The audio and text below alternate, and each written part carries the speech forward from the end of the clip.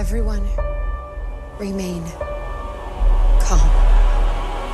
Yeah, that's how it always starts. But then later there's running and screaming. Somebody talk to me! What is happening? Welcome to Jurassic World. You're listening to the Jurassic Park Podcast. You want to consult here or in my bungalow? Hold on to your butts. Well, we're back. Hello and welcome to the 87th episode of the Jurassic Park Podcast. I'm your host, Brad Jost, and we're here to discuss all things Jurassic Park. In this episode, we have a bunch of Jurassic World 2 news and some other items to go through. We've got a really great chat with Jack Ewins about the canon of the Jurassic franchise and his ongoing series, Jurassic World Regenesis. Finally, we'll wrap up the show with an audio segment and hear from Jurassic alum Martin Ferrero. Now, last week I was on Jurassic Park Minute with Kyle and Brady breaking down two scenes from Jurassic Park.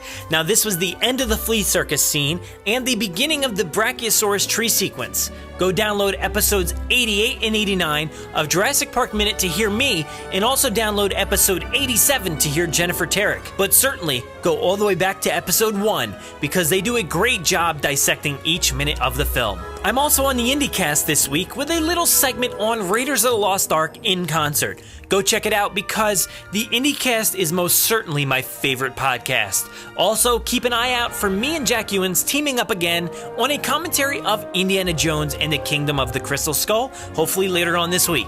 Don't forget we have a special promo code available to listeners of the podcast to use for Jurassic World The Exhibition.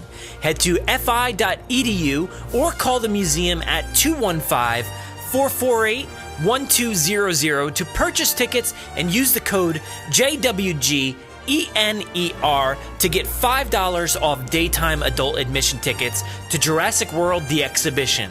Now, this is limited to 4 tickets per person. It does include general admission to the Franklin Institute, but it cannot be combined with any other offer or discount. Now, there are upgrades available on site for the IMAX and 3D theaters. It is redeemable online, over the phone, or at the ticketing desk. Now, processing fees do apply when ordering your tickets in advance. It does exclude holidays, but guess what? It is valid through 4/19/17, April 19th, 2017. Again, the promo code is JWGENER. Use it and let us know when you do. Alright, well, we've got a monster of an episode ahead of us, so why don't we get things started off with a bit of Jurassic news from around the world. 18 minutes and your company catches up on 10 years of research. Access rate program. Access review security. These pictures were taken in hospital in Costa Rica 48 hours ago. I don't want to jump to any conclusions, but look. Boy, my head being right all the time. But today, I guarantee it. Recently, we spoke with Justin Van Tol from Van Tol Visuals about his upcoming short fan film, Return to Isla Sorna, and it's now been officially released. A ton of work went into making this short, and man, I can tell you, it came out awesome. I really love the style and the tone. The actors, you can tell, are definitely chewing the scenes, and they killed it with the special effects. Congratulations to Justin and everybody else involved in this project. Now, I've got the video in a post on our website, but I'll be sure to include a link to his YouTube page in our show notes. Go check it out.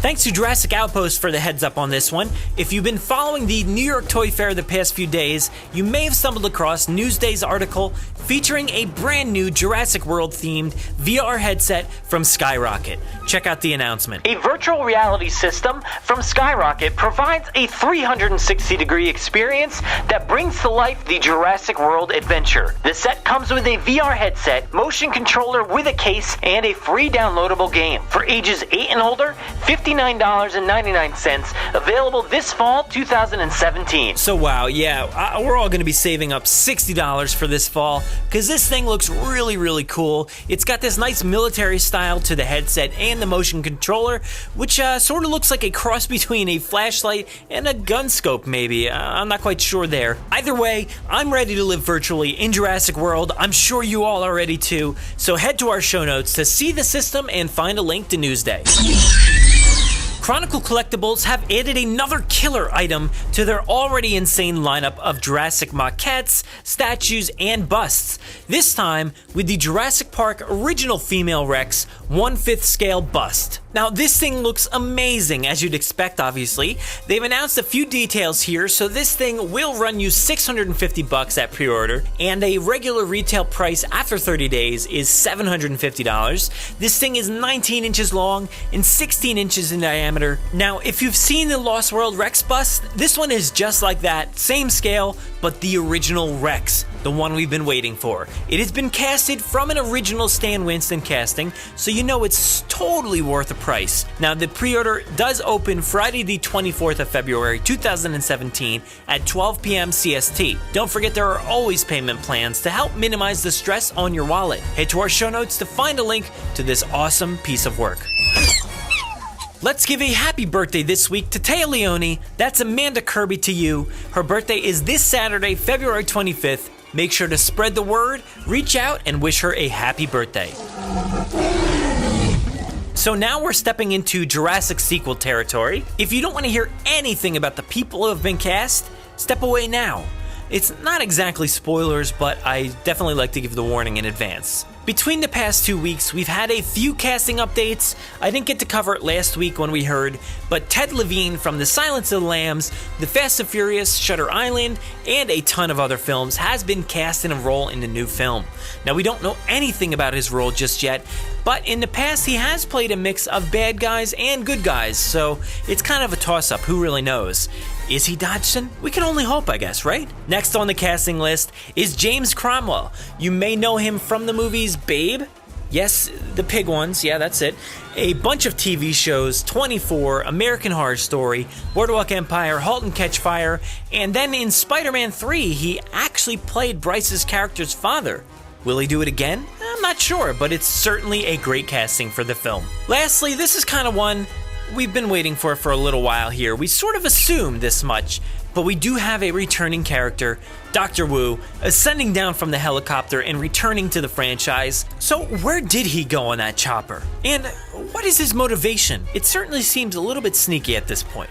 Who knows, but we'll find out soon enough. Head to our show notes to find a link to Variety for the story on Ted Levine, The Hollywood Reporter for James Cromwell, and B.D. Wong's picture at Pinewood Studios from his Instagram. Oh, there it is. There it is.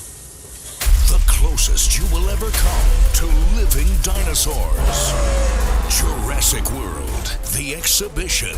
Now open at the Franklin Institute. Based on one of the biggest blockbusters in cinema history. Don't miss this awe-inspiring event for the whole family. Only at the Franklin Institute. For tickets, visit fi.edu. And remember, if something chases you, run. Let's open up the doors to the Visitor Center, where I chat with Jack Ewins about Jurassic World Regenesis, franchise canon, and more.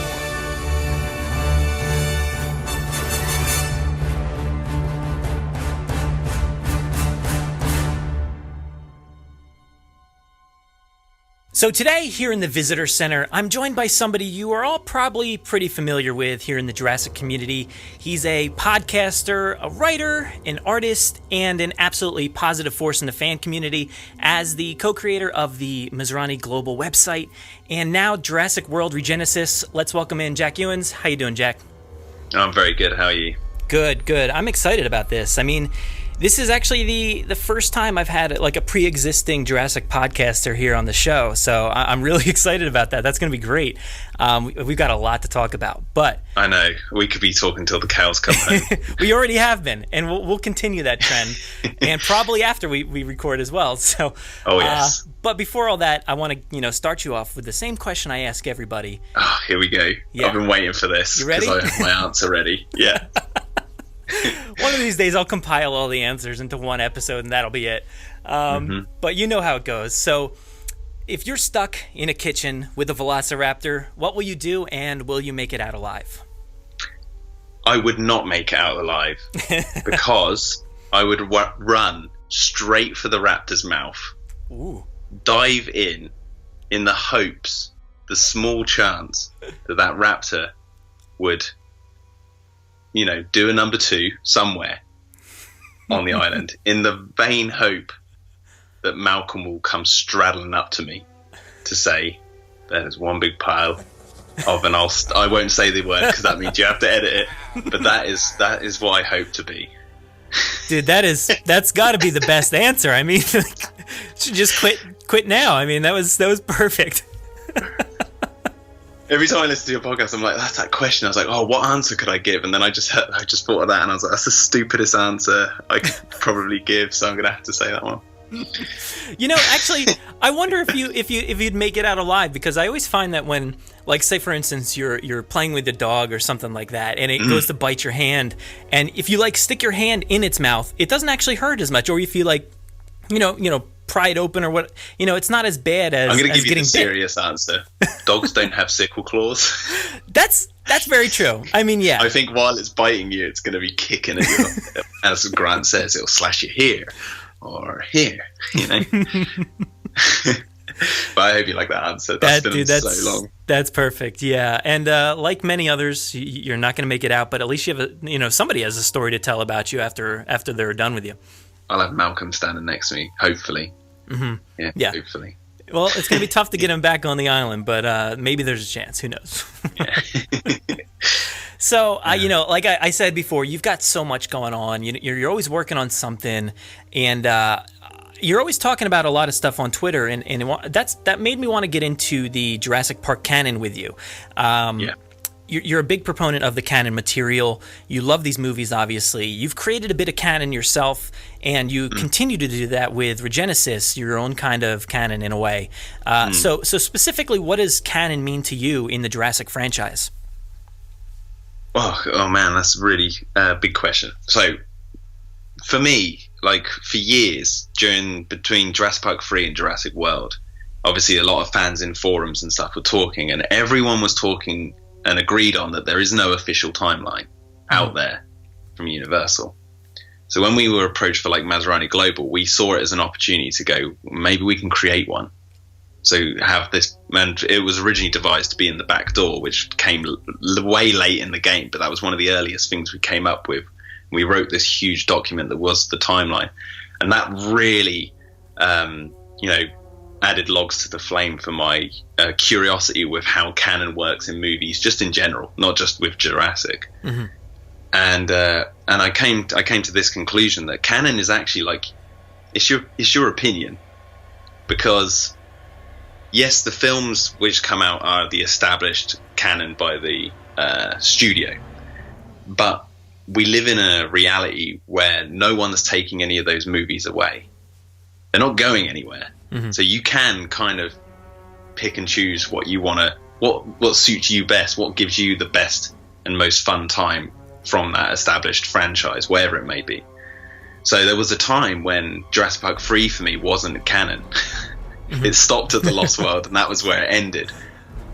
But when Jurassic World was, when we were working on the stuff for that, I started to look back at it, and I was like, wait a second, maybe this could actually fit really well, and there's loads of little hints and stuff in that, and then that made me start to really love the canon. Now it is back in my personal canon, and obviously it's in the official canon anyway. Mm-hmm.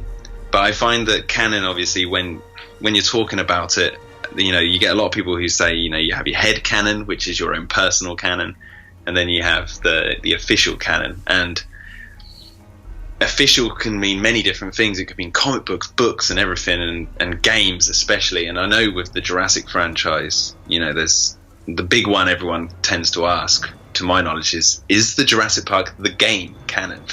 Because at the time it came out, Universal were plugging it to be part of the official canon. It went on with the same time as the first film, or at least the end part. And then when you play it, for me it didn't feel like it should be, but that was only personal opinion based on what happened in the game.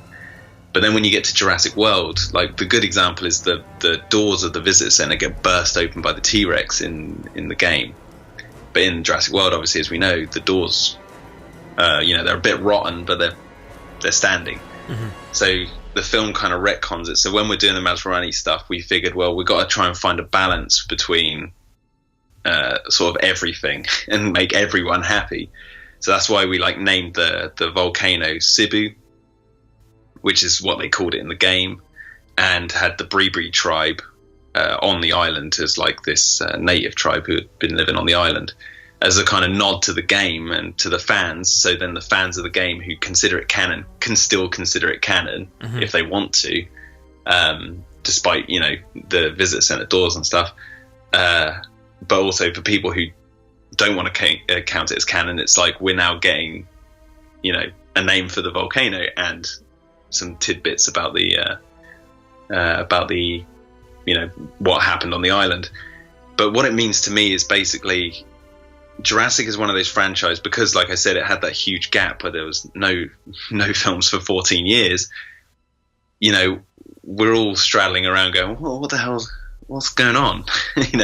Where's the official stuff? And what it meant to me was actually it used to mean confusion and okay, it is whatever it is, and now it means it's starting to sort of take form.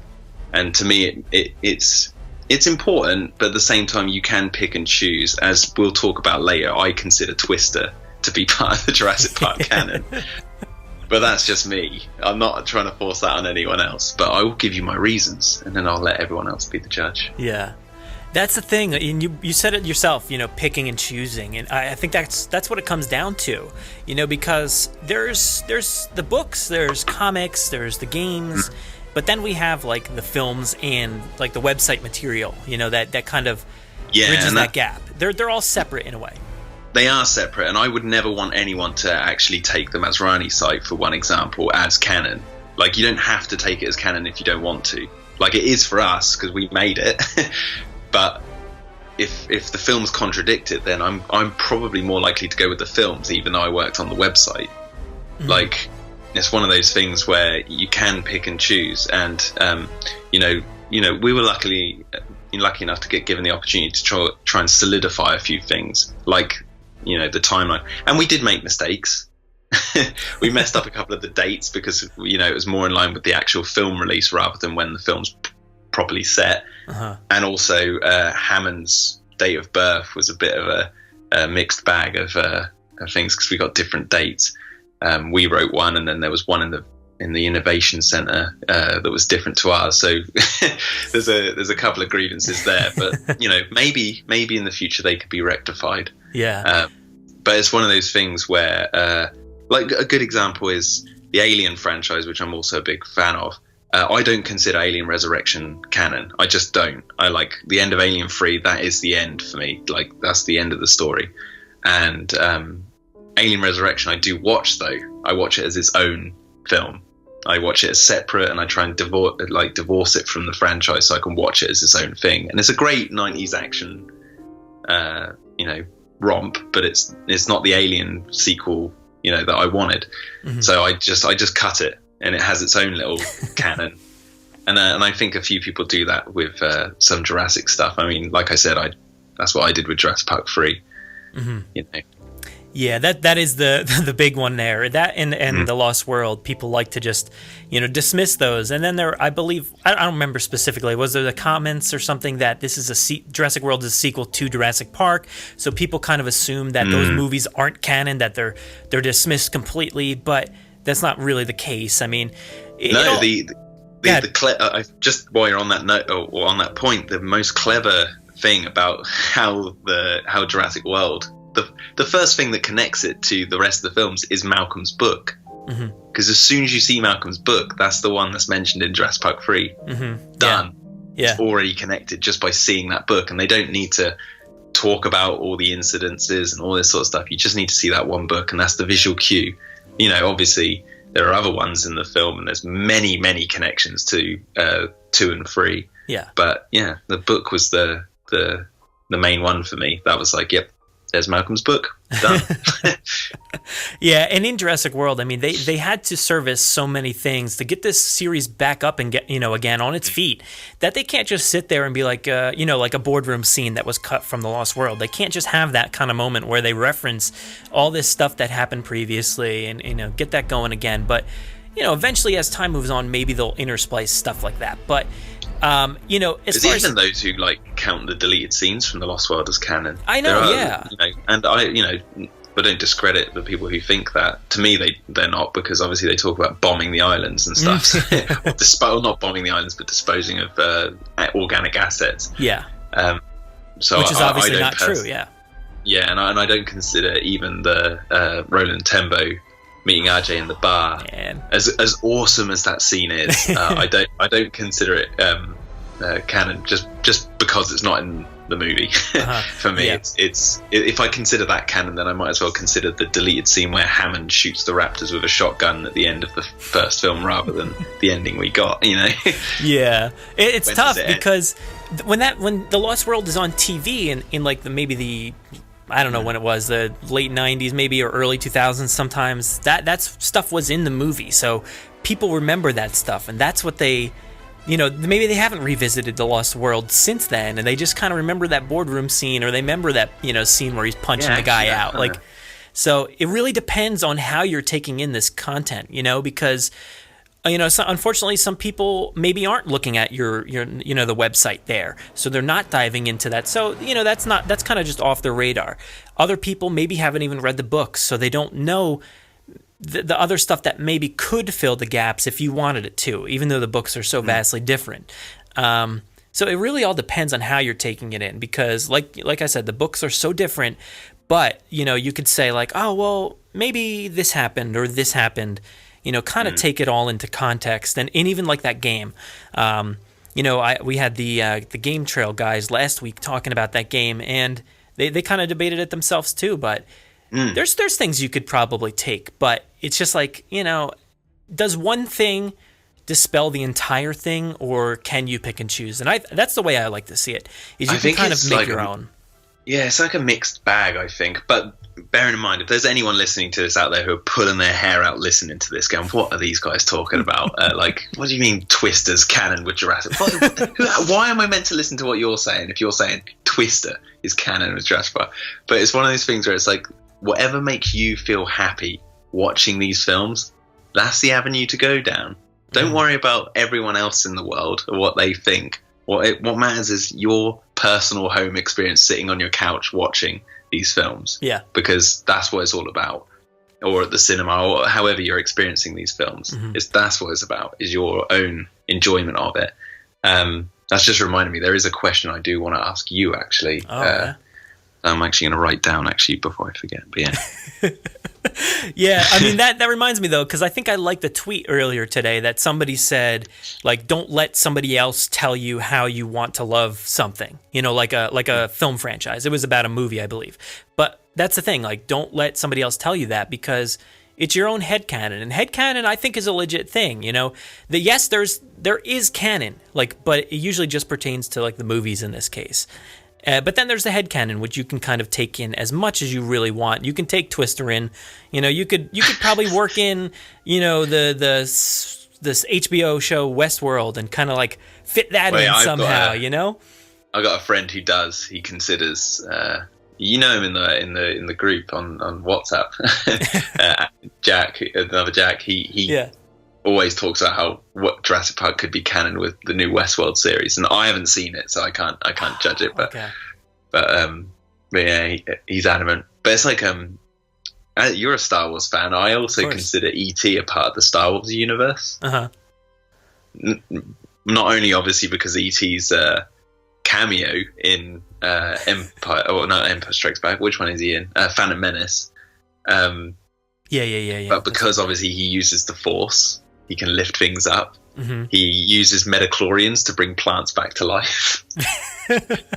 And even though the kid who's looking after him has Star Wars posters on his wall, I always think in my headcanon of this, it's a long time ago in a galaxy far, far away. So did the legends of Star Wars finally get talked about and make it to Earth and somehow get into George Lucas's brain and he made Star Wars, and thus, E.T. comes to Earth and we're almost telling stories to each other about these fantastic adventures in a galaxy far, far away. But little do we know, it actually happened.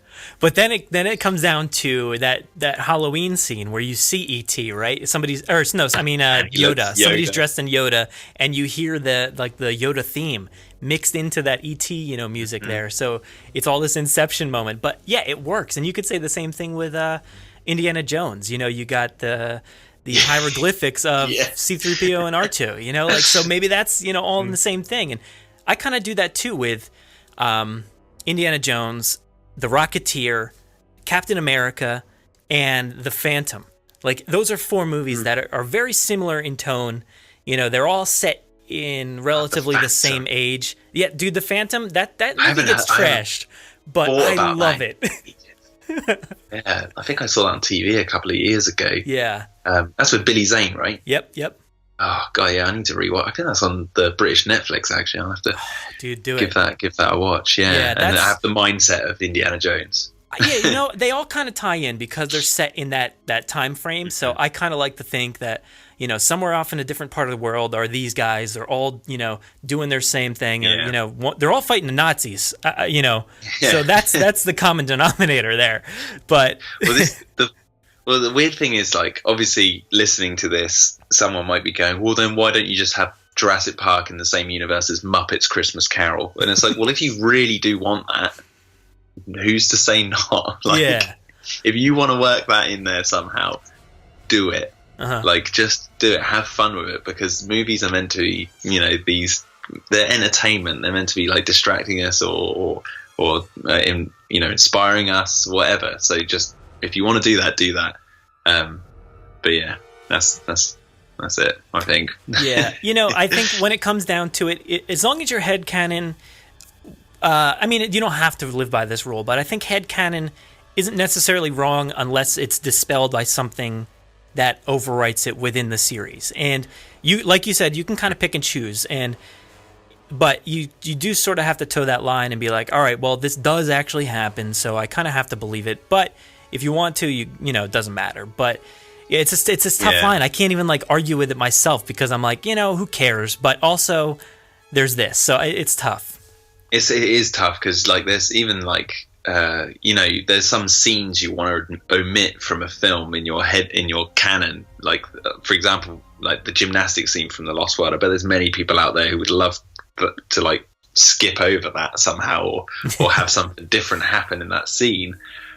But it exists, and you can't actually discredit that from happening, because if you do, then you're messing with The Lost World, I guess, and a lot of people consider that still to be canon, which it rightfully is in terms of the official timeline and everything. But there is fan canon as well, everyone who says that the raptors from Jurassic Park 3 are different species to the ones seen in other films. Now, there's nothing in the films that actually say that that's the case, but fans have named them different species, and it's kind of just now a thing that everyone agrees with, even though the fans made that up.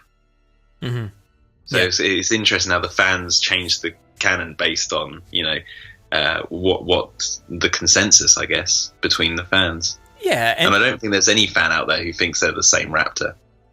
No, yeah, I don't know. I mean, it may be somebody, but it's tough because you mentioned Jurassic World 3 before, and for me, I've talked about it a million times here that it wasn't that great for me before Jurassic World 3. You come back from the future? I have, actually, yes. That's part of the canon is I went to the future. Twin Pines Mall again? I've told you, stop hanging out with that professor. It's bad news. It's an odd relationship. Don't question it, but it happens.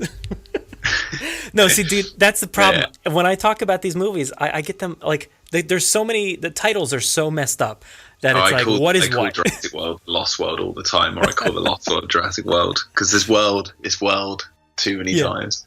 Yeah, so, well, like I'm saying, though, Jurassic Park 3 is what I meant to say. So before that, you know, once Jurassic World came along, I'm like, all right, this actually makes a lot more sense, like you said. It kind of ties things together. It works on a different level for me than it did in 2001 when I came out of the movie theater. So, but the thing for me is, like, I'm kind of looking at all these things, same that you did, and I'm like, all right, maybe this is a thing, maybe that's a thing. And it also comes down to that fan-created content that you said. You know, actually today, as we're recording this, there was the fan movie or short film, Return to Isla Sorna. I don't know if you got a chance to check that out. I watched it because you posted it. As soon as you posted it, I was watching it because I was on Twitter at the time. It came up, and I was like, "Oh, I'll watch this then." And I realized I've got my TV, so I threw it up on there, and it said it had been uploaded 6 minutes ago. So I'd watched it as soon as this guy had uploaded it. Yeah, and it was, damn, he did a good job. Oh yeah, and that's the thing. I mean, like, admittedly, he got the date. He got a bit like he's doing his own headcanon, which I, obviously is different to how we see things. But he's such a good job. Yeah, such a good job. Those raptors running past the windows. Dude, that was so awesome, so awesome. Like, that's really the stuff you live for in this franchise. Is kind of that, you know, they're there, but you don't know where, and you don't know when it's going to happen. So he excelled on that, and that's, you know, you could kind of look at this and be like, all right, you know, this is what happened, and I believe it, and it doesn't dispel anything I already know. So why not? You know, let's run with it. And the same thing with, like, you know, I know James and Steve, they you know, wrote their own novel, and you're working on Regenesis. So it's like, is it okay to accept fan work? You know, do you think that's okay?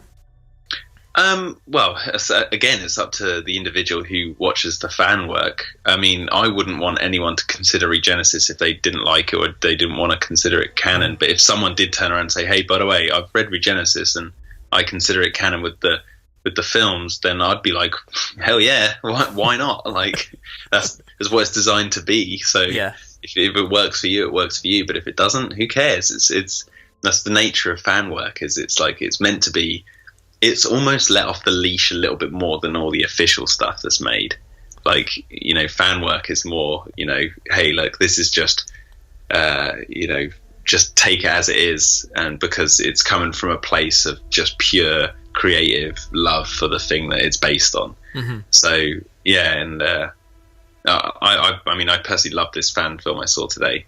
Really liked it, and yeah, it's just fantastic. But obviously, in the letter with Vic Hoskins and Wu, it said 1991. Mm-hmm. See, that might be a little bit different because obviously on the Masrani website, Vic Hoskins didn't have anything to do with the dinosaurs till 2001. Uh-huh. So there you go. So for me, it's like, well, that's around the time it should have happened. When, you know, 10 years later. But no. Yeah. But no, like super talent went into that, and I don't think they were. I don't want to, like, someone can correct me if I'm wrong here, but they weren't working on that too long, were they? Because I didn't hear about it until, like, it was pretty much done. Exactly, yeah. I don't know this. I forget the specific timeline. I know they were working for a while. They had filmed stuff shortly after Jurassic World, and then they were kind of waiting because all this news kind of rolls in every now and then, and they're try to tie it in, you know, with some of that stuff. So I know it took them a little bit longer than they expected, but yeah, I mean, either way, the stuff that they put out, like when fans do this kind of stuff, they're putting all kinds of hard work into it. So why not just take it in at least? If you don't want to consider it canon, then don't. You know, that it's up to you. But if it works, then it works. You know, that's. I remember watching Jack Delamare's fan film when he first released that years ago, and following his vlogs when he was releasing them and the teasers. And I was super excited for it, and I watched it and I loved it, and I still find it really funny to watch every now and then. Because it's actually quite nostalgic, because it was a time when there was no Jurassic World and no one knew what was really going on. and that was one of those things where it was a fan work that, you know, a group of fans were actually looking forward to seeing. It was like almost the Jurassic Park 4 before Jurassic Park 4, even though it was just this like fan film that a couple of kids from school were like working together on. So, you know, but I can't remember the point I was getting to now. But yeah, it's like you could consider Prime Survival canon if you wanted to, or you don't. Yeah. So, yeah, and you know what's the problem is maybe with some of the disappointment people may have had in Jurassic World is there's 14 years, right, between those two movies, and that's a ton of time to work in your own headcanon in a way as to what's going to happen next. And, you know, people want to see all the originals return and all this other stuff, but that's a lot of time to kind of consider your own story and then maybe be disappointed or you loved it, but there could be a lot of disappointment there as to what you'd hoped to see. So, well, I know what I hoped to see at one point was because I wrote a whole script. I wrote a Jurassic Park 4 script back in like 2007, 8, sometime around that, you know, thing, and it was about it was Ed Regis was the lead, and it was following him and a group of people going to Nublar to find out, because all these dinosaurs were washing up on the Costa Rican beaches dead, and everyone was like, oh, and the government was like, they've got a virus, like this unknown virus, to stand back, and they basically put the islands, Isla, Sorna and Nublar, whatever, in quarantine, so no one could go there. And then Ed Regis and these characters were like, no, something fishy's going on here, because we've got this scientist who says that this virus has been genetically made up. Like you can go back through it and work out that it's not real. It's not actually killing the dinosaurs. It's made up to look like it through genetics. I don't know how that works scientifically. But anyway, they go to the island and they find out that Dodson and his team are there, and they're tagging dinosaurs for medical research. They're going to just kill dinosaurs and then study their genes for cancer treatments and all this sort of stuff. And when they're on the island, Dodson finds out they're there, captures them, covers them in Parasaurolophus blood, and then throws them out into the island and says, you know, good luck. He's like a proper villain, and it's like Die Hard almost set on the island, and they're following Dodson in secret, even though they're covered in blood, and the T-Rex is chasing them across the island, and it was mad. And like for me, is when I was writing this, I was like, this is what I want to happen so much. Then when things started to pick up, I was like, maybe I shouldn't invest so much into what I want and actually just see what other people who have been lucky enough to work their way to the position of being given the chance to make these movies, what they want to do, you know?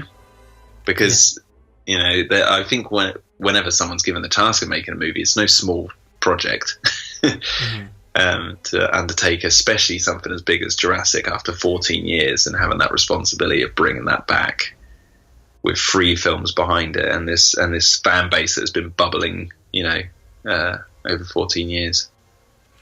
Yeah, that's like you said earlier. There's forums and forums and forums upon, you know, stories being told and ideas being thrown around, and you know, maybe it did disappoint you, but it's here, and I guess you know,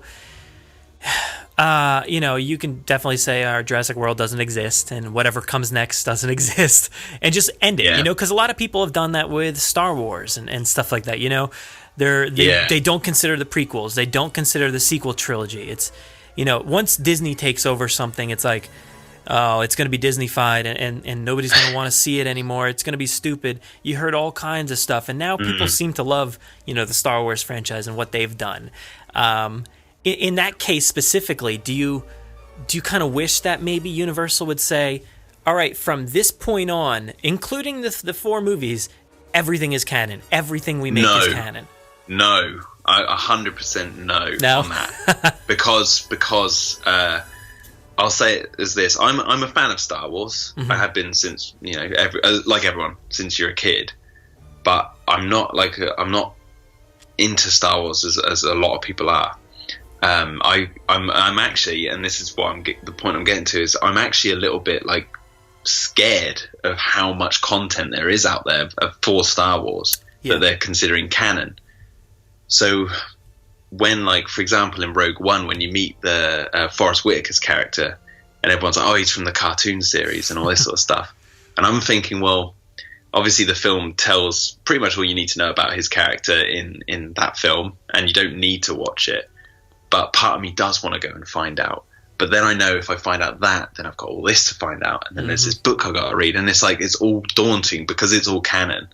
It's like, you know, for a good example, I've been watching all the Star Trek series and all the films for the last 2 years now. I'm working my way through it, and because that's all canon, it's a huge undertaking, and I'm getting sort of towards the end of Voyager and the original series, because I'm doing those series at the same time, and then we've got the new series coming out, Discovery, this year, and then I've got to watch Enterprise. It's like I'm already too far down the rabbit hole to come back out, so I'm just going with it. But if they suddenly turned around and said that about Jurassic, I'd be like, okay, now this is going to get really complicated really fast. Like it really will. Whereas I actually kind of prefer it as the mess it is. Because it gives fans the creativity to feel like, okay, I'm going to do this now. It's not like the fans aren't locked into trying to fit something into an established canon. They have free roaming to do kind of whatever they want. So yeah, that's my answer for that. Although, and this might be a good way of getting onto it maybe, Regenesis is designed to be canon with the movies down to a T. But yeah, we can get onto that in a bit. No, yeah, I mean, we can jump right into it now. I mean, I was kind of wondering, you know, what is the idea behind this? Like, where did it come into your mind, and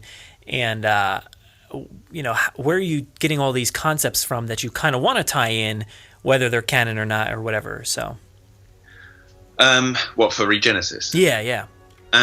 Well, okay. Well, I'll start at the beginning. Basically, when we were working on Masrani Global, me and Tim were talking about the backstory and all this sort of stuff, and we were like, well, we feel like there's all this time between the first film and Jurassic World, and the main returning character is Wu, and we were saying, well, what happened to Wu over this time? And we decided, like, you know, when we were writing the website, it was when we were writing that paragraph about him creating the Wu flower and going back to the island in 1994, which just so happened actually to make it into the Lego game as well, which we didn't know about until I was playing the game, and I was like, oh crap, they've mentioned it. I was like, oh wow, okay. But like, we were writing that, and at the same time, me and Tim were going, there's a story here to be told. There's actually, like, not just any frivolous story. There's a genuinely interesting character study, because Regenesis is cool. You know, you got the dinosaurs and all the stuff Jurassic fans know and expect, but what we're trying to bring to the table with this is something that they don't expect, which is this character study of Wu and what happens to him, or what he has to sacrifice to discover how to hybridize animals.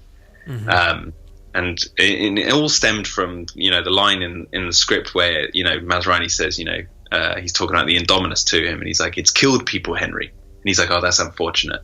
And I was like, he's not fazed by people dying by his creations. Now, you can look at it as one that obviously has happened before with Jurassic Park, but back then he wasn't the head geneticist at the park, I don't think. He was high up in the ranking, but not as big as he was at Jurassic World. And so we were like, well, there's the stories there, and I can't go into it too much, but it is you know, it is all about Wu. It's more about Wu than it is actually about the dinosaurs. That's cool, though. I kind of like to be able to bridge that gap with what happened, you know, to his character. And it's funny because, like you said, like, who was he? You know, he was barely anything. He was a blip in the radar, you know, in Jurassic Park. And I always kind of see him as this guy that just so happened to be walking by, you know, when they're talking about this, and he's sitting there with his pencil, lifting it up and down, and you know, like, so who is this guy? Well, I'll give away a little bit of something. There's a paragraph from the Crichton novel which I've reread in research for doing this, and obviously Hammond takes Wu out of university at Stanford, takes him out of university to bring him onto this project because he's above and beyond the rest of the people in his class. And I was like, there's your trigger for what screws Wu up, because Wu in the films, it's not established where Hammond met him and all this sort of stuff. No. As far as we know, I mean, future films could change all this, but at the time being, we're just going on by what we know. So Wu is taken out from university, and what does that do to someone so young to be thrown into a world where you are creating something which could be the greatest scientific breakthrough of all time? And bear in mind, mid-80s as well. Mid-80s, this happened to him. Yeah. So there's, a lot of people talk about his character in Jurassic World being this kind of, cocky, where he's saying like, none of this would exist because of me. But when you go back and watch Jurassic Park, even in that short scene, he says the line, we stop I'm trying to remember the lines off the top of my head now, but he says something about like the animals all being female. And he's like, it's really not that difficult. And it's like, oh, really? So you're just telling me all this science is really not that difficult? He's still cocky then. Because even when like Malcolm's talking about the animals breeding, he's like, what are you telling me? These animals will breed? Like he's questioning it. But at the same time, he's not really believing it because he's so set in his confidence. And obviously he has that confidence because Hammond took him out of university and praised him, gave him all this stuff. So we're taking that Wu, the Wu that, is on top of the world. Oh, yeah. But now, we're starting Regenesis off where he's had that all ripped away from him. And at the same time, he's just discovered a miracle, which is the dinosaurs gave birth. And he's like, well, how the heck did that happen? Mm-hmm. How did that slip by me? And he wants to, as people know as they listen to this, because we sent you a teaser in one of the teasers we've sent you, he's completely shut off from InGen, and now he wants to study this, but he has to do some things to get it. And it's not going to be easy, and it's going to put him and a few other people in a lot of danger. But we're not going to try and to fit it into the canon.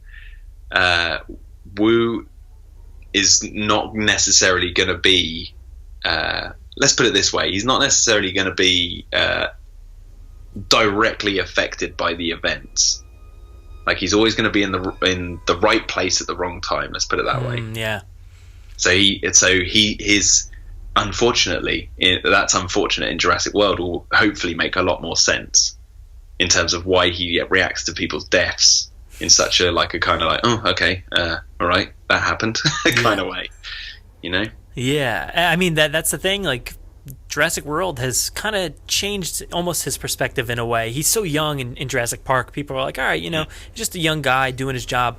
But Jurassic World, he's so cocky, and he definitely was in the beginning too. But yeah, he's the lead geneticist at Jurassic World. He's the go-to guy, and obviously, as we know in Jurassic World, his relationship to Hoskins, means that he doesn't mind, dealing with people that or he gets in the wrong crowd. And so Wu's such an interesting character, and that's why we wanted to also tell a Jurassic story, because I don't mind saying that Regenesis is planned to be 10 chapters long.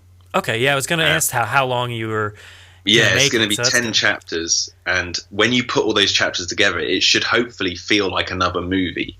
So as people know, we had the beach incident. So we've had the opening incident, and now we're cutting to the, chopping to different locations before we go to the island, before we go on the adventure, just like how the films lay out their structure. So we're kind of keeping to that, and also to have an almost semi-antagonist as our lead to do, as I said, a character study. So. Yeah, and I like how kind of blindsided he seemed, right off the bat in Chapter 2. He's kind of seeing this for the first time because, he doesn't see that in the movie. He's not part of the main core group of characters that sees all this stuff go down.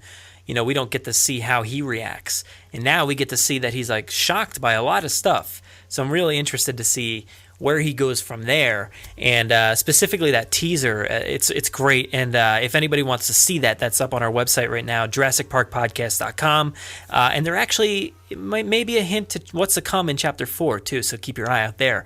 But I am really excited to see where this goes from here, because I've been digging the story so far, but I kind of want to know, what else goes into making this. You've got a team assembled. You've assembled like a great troop of guys here that are working on this. So tell me a little bit about what they're doing specifically to make this project, come to life.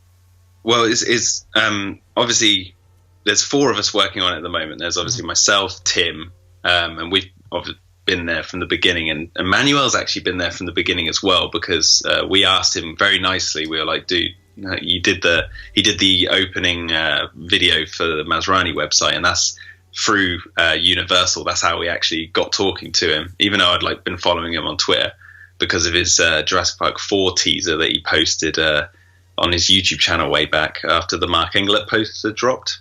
He did a teaser, and I started following him there. But we said, we got this idea for an online comic book, and originally it wasn't animated or anything. It was just going to be still frames. And we said, but we want the end frame of every chapter, or even some frames in the middle of some chapters, to be videos. Would you be up for doing it? And they'd only be up to 10, 15 seconds long, nothing too crazy. And he was like, anything for Jurassic. He was like, I'll go all in, because obviously, as a CG artist, he wants to practice wherever he can, so and do new things. I mean, he just sent us the video for Chapter 3 today, the final HD version. I'd seen bits of it, and oh man, it looks 100% real. Just looks real. It doesn't even look like CGI at all. But I won't say what it is. So awesome. And Yaroslav is obviously someone who's highly respected in the fan community for his artwork. Sure. He's super, super talented. And I had my eye on him for a while, because we started doing Regenesis and painting it and all this sort of stuff. And I was like, I'm painting, when you're painting a frame, I'm painting the characters and designing them, and then you got to do the dinosaurs, and then you got to do the environments, and then you got to do buildings, vehicles, clothing, weather, lighting, everything. You have to get the scene set, and not only that, have that Jurassic feel at the same time, even though you're dealing with a cartoony kind of world. And it's kind of somewhat overwhelming. So I was looking at Yaroslav, and I was like, maybe this guy could be good for doing backgrounds. So I approached him, and I said, look, we're doing this project, as you know, and I showed him Regenesis before we launched it, and he was very much overwhelmed by it, and he was like, he said, I'd love to help out. So we brought him on board, and Yaroslav's artwork, as we update the website, we're also going to be going back and updating previous chapters with any little tweaks and stuff. And Yaroslav actually has updated the visitor center frame at the moment, and that just looks insanely good. I'm very much inspired by Studio Ghibli and The Wind Rises. It's one of my favorite animated films, and I love their style of painted, detailed backgrounds. And even Disney do it well. And I've been watching Tangled. I've watched it 4 times this week. Great film. And even though it's 3D animation, there's a lot of painted style to the backgrounds and stuff, and almost matte painting type looks to them. And I wanted to get that across. I wanted those detailed painted backgrounds, but then with these almost stylized characters on top, mixed with these realistic kind of looking dinosaurs. And we've done a few tests, and I think the style just looks perfect. Blowing our own trumpet here, but I just think the combination of having Yaroslav, Manuel, and myself, and then me and Tim working on the story, I think it's a good melting pot of talent working on this. But we had our eye on Yaroslav for quite a while, because we wanted to make sure that we bring someone on who's going to be committed, and not only that, work fast. Yeah. And one of the things, I can't go into too much detail, but I gave Yaroslav a scene. I talked to him over Skype, and I gave him a scene from the very last chapter. And I said, and I gave him 4 or 5 little tidbits of details to do with what's happening in that scene. And I said, can you paint that? he went, okay, I'll get back to you. 3 days later, he sent me this huge HD image of this scene, and it looked exactly how I was picturing it in my brain, like exactly down to a T. And you guys will one day see that image. I want to frame it and just put it on my wall. Like, it's absolutely amazing. And as soon as he sent that, I was like, dude, you're in. I was like, you're in. And he's not only obviously doing backgrounds and stuff, but he's also working on doing some poster art and stuff. So when we launched the website, as you know, we launched a picture of a scene that comes later on where we're in the old visitor center with Dilophosaurus, and he painted that very quick because Yaroslav was brought on maybe a month before we launched. So he worked fast. But it's all, balancing, because we're all in different time zones. I'm in the UK, Tim's in Australia, Yaroslav's US, and Manuel's in Spain. So we're all working on this together from different islands around the world at the same time, trying to balance home life and everything. So. Yeah, Yaroslav, the other day, like, Kong Skull Island is like, anybody want to, put out an amazing poster for this movie? We'll take it. We'll maybe I forget what it's like a competition or something like that. I think he turned around a poster like in a few days. It looks amazing. I haven't seen that. No? Have I seen it? I might have. Yeah, I believe it's out there. Right, let me just quickly. Yes, I did favorite it. Yes. Oh my god, yeah, it's amazing. It did, but that's the thing. Like that, you guys working on this kind of stuff. Like, I don't know how you turn around stuff like that so quick, because I've got literally the most basic. And if you've seen any of my stupid YouTube images or cover photos on my website, it's the worst, obviously. So no, don't discredit yourself, because that's the thing. If everyone has the capacity to learn, a new craft, and obviously, like anything, it takes practice. Like many Jurassic Park fans, I've been drawing dinosaurs ever since I was a kid, so I can churn out a pretty decent dinosaur picture pretty quickly. Obviously, spend a lot more time on it if I want it to look more detailed and stuff. But humans are the one thing where I'm like, they're my worst nightmare, because I can't seem to get them right. But doing Regenesis, especially Chapter 3, because Chapter 3 is mainly people talking, like two characters talking. It's not like the first two chapters where there's action and you got these wonderful backgrounds and all this sort of stuff. It's very much close quarters characters talking, almost like Grant, Ellie, and Hammond in the camper van. It's that kind of sort of scene where it's like they're just standing around talking. And that chapter has taught me a lot about how to draw humans and expressions, and making the characters come to life, and it's teaching me as I'm going. And I mean, later on down the line, I'll post comparison images to how they looked right at the beginning to how they looked in the final version. But looking at finding the style at the same time is what's been the crux of it. Like I said, I was watching Tangled, and I've also watched Titan AE, American Tail, Five Goes West, and what's the other one I've been watching? Like I said, The Wind Rises, as my inspiration. And Rescuers Down Under, as inspiration for how to draw humans and make them. Because I think Disney, as one example, are just so good at doing stylized humans that actually feel believable, even though they look kind of crazy. So I wanted to kind of capture that, but then have a bit of a Jurassic Park twist on it. So hopefully, like in that tease you posted on your website, you'll kind of see the style we're going for with Wu and the character Kate Bailey. The style we're going for is kind of that stylized humans. But we're all learning, so I'd say keep at it, man. Keep at it. Yeah, I think that's all it comes down to. And you see these, images of, old-timey artists and stuff working for Disney and such, and they're flipping back and forth between their pages. They maybe also have a mirror in front of them, kind of studying their own face in a way to see how these characters do that. So yeah, and you're watching all these shows. You got to keep an eye out on the new Tangled series, because I think that's coming out in March.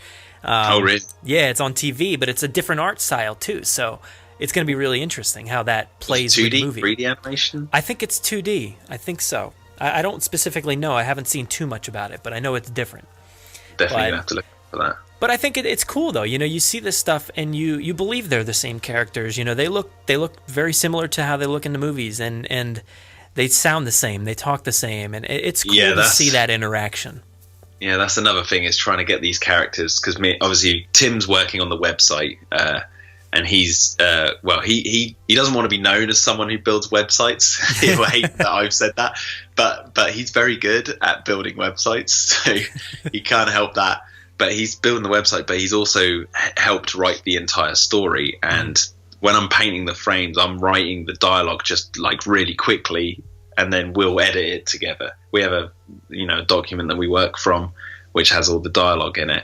And, we're trying to get Wu to sound like Wu, but also make him a character of his own, like a Wu that is ours. Not just the one you see in the films. Like, he's meant to be that character, but he's also going to have, because you're going to be seeing him more than 10 minutes. You're going to spend a lot of time with him. You're going to see like more of his personality come through. Like, like Kate Bailey, for example, is a friend of his. How does he react to a friend? Because we've only ever seen him in a work situation where he's surrounded by people. So does Wu have proper friends, and what happened to them? And trying to get that through the dialogue with Tim has been a lot of fun. But also at the same time, we've got a lot of new characters, like characters that we've made up, because that gives us more, room to breathe. And then we can we're more at home there, because we're not tied down to trying to get them to be a certain way. But as fun as that is, it's like the new ones are the ones we're looking forward to the most. Yeah, I really love the art style you've chosen here, and how it blends with that 3D style. I love how it's basically just a moving comic in a way, mixed in with this video aspect and stuff. That was cool. Interesting, because like I said, originally it was meant to be just flat images, just not moving. And Manuel's to thank for this. He sent me he was like, guys, I found this new program. It's called Google Web Designer Beta. It's just come out. He was like, look what I've done to a couple of frames of Regenesis. And he showed us the first frames of it animating. And I went, Manuel, I know you're busy with all your CG stuff. I said, please teach me how you've done this, and I'll take that off your shoulders, and I'll animate every single frame of this comic book in various different ways and forms. So there's no actual set structure to how frames are animating. Some frames don't animate at all. There's different you always find what to animate when I'm making the frame. I'm like, I could have a bit of snow fall here, or have the reflection in the glass of the ocean. One of my favorite frames that we did is the one where the introduction of Wu, where he sits up in the helicopter and he's going to the island, and he comes into focus and the ocean's going past in the reflection. I couldn't believe I managed to pull that off, but Manuel, as the genius he is, was like, you do this in Google Web Designer, and now I know how to do it all by myself. So it's like, I have him to thank for that. But I think having it animated was the thing that really made us want to go forward with it, because we said, we looked across the internet for animated comic books, and a lot of them are on YouTube as videos that are comic books that are animated. Nowhere, as far as we know, has a comic book that you click through the frames yourself, and each frame starts from the beginning of the animation every time you go onto it. Yeah. And not only that, with the interactive side of it, where you can click files and watch videos and potentially listen to audio and all this sort of stuff later on down the line, we were like, we don't think there's anywhere else on the internet where you can find this kind of entertainment. And because it's new, obviously, it's full of glitches. That's why we say go watch it on Google Chrome desktop, because it's Google Web Designer. They seem to work. Safari, it does work on my laptop, but at the same time, there's a few weird glitches. I know when Wu turns the power on, the switch goes the opposite way to the way he's turning it. Even though it's not meant to be the way it goes. But we're trying to fix all this, and obviously, if it gets more and more hype built around it, and more people, who are maybe more traversed in how to help us, then we'll be all ears, because we're all just trying to work this out ourselves. At the moment. But dude, it's great, that 3D animation. I believe there's only 2 maybe 3D animations so far that I've seen, and that baryonyx, like in the beginning, looks incredible, and you're not expecting it either, because you're kind of clicking through. Yeah, you have the ocean moving and stuff in the beginning with the credits, and then you start clicking through, and you start to see it's kind of like this 2D kind of moving along, interspliced with maybe some clickable items, or not at first actually, but later on you get to that 3D animation scene, and it's like, whoa, like what is this? This is amazing. All of a sudden, it's also meant to be kind of like a glimpse into what it would look like as a movie. Exactly, yeah. Because we try and frame. I mean, as the comic book goes, it's getting more comic book like. But in the opening thing, it's like almost like storyboards. That's the way we sort of had this vision. But as we went through it, we were like, as we get into the dialogue, we're going to need more frames. In amongst each other. But yeah, like even just to go back to, you mentioned the opening credits, that's real footage that Tim shot in the middle of the day. So it's like, oh, really? Okay. The original footage is bright daylight and the camera's shaking and all this sort of stuff. And we handed it over to the genius that is Manuel, and he CGI'd it to be night, steadied the cam, added a little boy in the night sky in the background, and then the credits. And we were like, you've just knocked it out of the park again. So as soon as you click on it, you don't know you're actually seeing Manuel's work straight away. But it is all there. But like you said, the dinosaur comes in, and when Manuel sent us a test video of like what he was working on, and we talked about how it should animate and all this sort of stuff, and what the look of the baryonyx should be, because we wanted it to be a female, but we wanted it to look like the one from the JurassicWorld.com website, so to keep in the canon of what we know the baryonyx should look like in the films. And obviously the one in the website has quills and stuff, so we're like, well, don't have quills because it's meant to be the female. And then he just knocked us out of the park with that. And the one is one of those things where, as someone who works on the comic books, we were like, oh, I hope that it works. I hope the two styles blend together. And then when we saw it all as one, we're like, yeah, okay, it does work. Yeah, for sure. It's a nice surprise, when you get to those moments, you click play or click next, and you see this stuff playing in front of you. Even the, Wu later on is holding an egg, and it just looks fantastic. And you're right, it kind of gives you a glimpse into that scene. You're almost like watching footage of, what happened. It's kind of really cool in that sense. And the storyline, it hooks you in, and I love that, the opening, and it's kind of like, I guess even Jurassic or in Indiana Jones, where they have that, opening segment, and then it switches back, and then you're back with the people that and remember in chapter 2 here. And I do like the interaction that you mentioned there before when you get to click on these areas, because I don't think it was really present too much unless I missed it in the first chapter. So by the time you get to the next one, you're like, oh, this is almost kind of game-like in a way. You're kind of, it's almost like the Telltale style, like maybe a little bit more involved in their sense, but here you click on these aspects, and you have to know to click. You might not know, you might miss it, but it does reveal some really cool stuff, some cameos and whatnot. And I think that's a really cool addition to something like this. I don't know how you do it, but it's really cool. Yeah, I won't reveal too much, but the technology has the potential for that's behind Regenesis has the potential for a lot of cool things, and we're saving some of that for like later on in the story, because we don't want to give everything away in the first few chapters, like the kind of things you can do in these frames.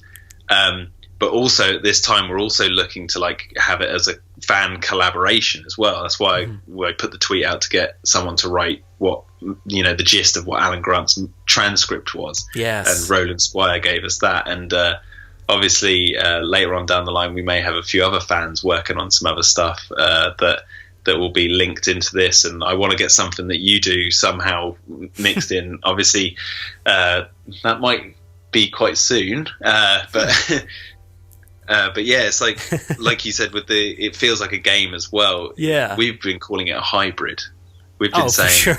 this is our hybrid. This Perfect. is a comic. It's an interactive, almost a clickable game. It's got video, so it's almost like movies, and it's telling a story at the same time. So it's and what was I going to say?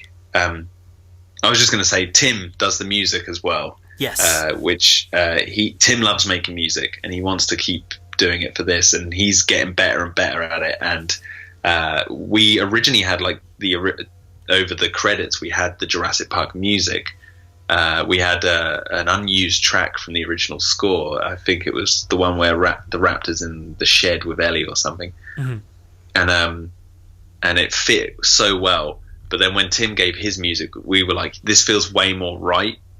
Mainly because, one, we're not stepping on any copyright toes here in terms of like using music in a YouTube video, because that's where we're hosting these videos, and we don't want to get it taken down or whatever. But at the same time, it gives another layer to it, which is created from us guys ourselves. So Tim can add his own flavor and flair to the entire project, not just obviously designing the website, which we both have a hand in, but Tim builds. But he can score the whole thing, which is nice. Yeah, it makes it feel more real, and I really like that aspect of it, the music and everything. Also the fan interaction, stuff like that. It's cool to see that stuff, and you don't do it too overtly, so you kind of look at it as if it's part of the canon or part of the story, and it kind of fits. It feels right. And all these cameos and such, you got to really pay attention, because you might click next and you might miss something, which is, it's part of the fun, I guess, is when you're going through this to kind of look at every single spot in the frame, and almost even, if you're unsure, maybe even just to click around just to have a little fun to see if anything's popping up. But yeah, I had a great time. That was quite funny that you say that, because that was one of the things we were debating on whether, it says like click to look at the whiteboard or click to open the file. Yeah. We debated whether we should even put those on there, like the little words that tell you where to click, because we're oh, what if someone just accidentally stumbles across it? But I think we decided to put those on there because we were like, who would ever think to click on it? Like, who would ever would? And we've got so many planned. It's like, well, then no one's ever going to discover all of them ever. So we were just like, well, let's just click that, because that will make someone, like you said, we'll make them small, and then some might be big. So it's like you go back, and as we update the frames, more might come into previous frames. So you might need to go back through a couple of other ones. But yeah, no, it's definitely an interesting project. And, I do work on quite a few things, but this is something that is actually very, I don't know, what's the right word? Invigorating for myself. Mm-hmm. Like for me, I'm getting a lot of fun out of it, and that's the main thing with any project any fan works on, or whatever it is. As long as you're having fun doing it, that's the main thing, regardless of what the outcome of it is. And Regenesis is such a hoot to be working on. Oh yeah, I'm sure. I mean, it's fun to click around and to witness what's happening in front of you. So behind the scenes sometimes is a bit fun, even more fun to kind of conjure up this stuff and to think of things that people are going to be surprised by. So I'm really excited to see what you have coming from this. Is there anything? Dude. Oh, you don't even know. That's what I'm asking here. Like, is there anything you can tease about what's coming? If you don't want to give anything away, that's cool, because we know the Dilophosaurus. The Dilophosauruses are going to be in the Visit Center, and there's going to be an adult one, because there's there's the thing, there's the tease. But I'm not. What can I say? What's a good tease? I don't know. I think a good tease is what I've put in the images that I've sent you. I think, because let's just put it this way: the story has kicked off obviously with the baryonyx landing on the beach and Wu finding the eggs. They're the two main things that have happened almost so far. However, chapter 3 and 4 are where. Well, chapter 3 more so is when the actual proper story of Regenesis kicks off. Nice. That's where you under the MacGuffin comes into it, and you're like, okay, now I know why we're going back to the islands, or island, should I say? It doesn't go back to Sorna. Actually, maybe that's a good tease. Maybe it does go back to Sorna at some point. But yeah, it's one of those things where. Chapter 3 is the one where Chapter 3 should be a lot of fun for the fans. It's meant to be a bit tongue-in-cheek at the same time. It is trying to be somewhat serious to the story that we're telling. But that's where the story will start to... The ball will start really rolling. Nice. Yeah, that's awesome. I mean, when you're creating this stuff, when you're creating, like basically canon material with that Masrani website or Regenesis stuff, does it feel different to you? Do you feel any kind of different feeling versus real canon versus your own headcanon? No, not really, actually, because we're trying to keep Regenesis as canon as possible with what we know at the moment, because we don't know what's happening in the sequel that's coming up or anything, because we don't know if Wu's going to be in it or not, so they could turn around and be like, change everything. But that's the good thing about fan works, and especially comic books as well, is they can be their own thing. I mean, there was an official comic book that came out where Ludlow returned, and he was all scarred because he survived the baby T-Rex attack in one comic book, and he was in a wheelchair. Yeah. No fan out there ever thought Ludlow would come back. No. But they wrote it in, and it's like that's the good thing about it, is if the films contradict all the canon that we've built up, then so be it. Regenesis is its own story on its own. Yeah. And that's what we hope to, I think if anyone had ever come to the Jurassic Park franchise completely, not aware of anything to do with the franchise, and they only saw the first film, then Regenesis would make sense. If they didn't see the first film, it probably wouldn't make sense at all. But not at all. Everyone's pretty much seen the first film, so if you've seen that, you're good enough to go with Regenesis. Yeah. Yeah, it's funny, and I mean, we've been talking about canon this whole time, and I do think, you have to tiptoe that line, because if Universal came in and said, everything from here on out is canon, and everything that was, before that, it's all gone, aside from the movies, there'd be so many upset people, and, because maybe there is somebody that really loves those comics. Maybe there's somebody that loves Telltale Game and, Trespasser or something like that, because that's the one that has all that John Hammond. There are a lot of people who consider Trespasser canon. Exactly. I mean, it has stuff from him. I count the Jurassic Time album. Actually, this is a good point. Yeah, I actually do count a lot of the Jurassic Time album that Derek Davis created as canon, because I listened to the 2.0 version that he released, which is still, I think, the best version out there. I think he's created like 4 or 5 others afterwards. One includes myself, but that's a whole different story. But no, I consider that partly canon, and that's where like he talks about 7 T-Rexes being born on Sorna. There were 7 T-Rexes originally birthed there, so we've seen 4 of them. So there's still 3 apparently lurking around, as far as we know. Yeah, and maybe more. But that's like that was all the Hammond files from Trespasser that were collected and made into an album by a fan. But I don't count the game canon, but I count this fan's album canon, because it's a collection of Richard Attenborough being John Hammond talking about building the islands and stuff. So yeah, it does get a bit tricky about like where canon does officially lie. I'll say this about Regenesis though. Regenesis, as I said, is like telling its own story, but obviously we're trying to link certain things that happen in the films together. And we don't want it to just be like a block by block, hey, look, here's A, B, C, and D, and this is how they link, that's it.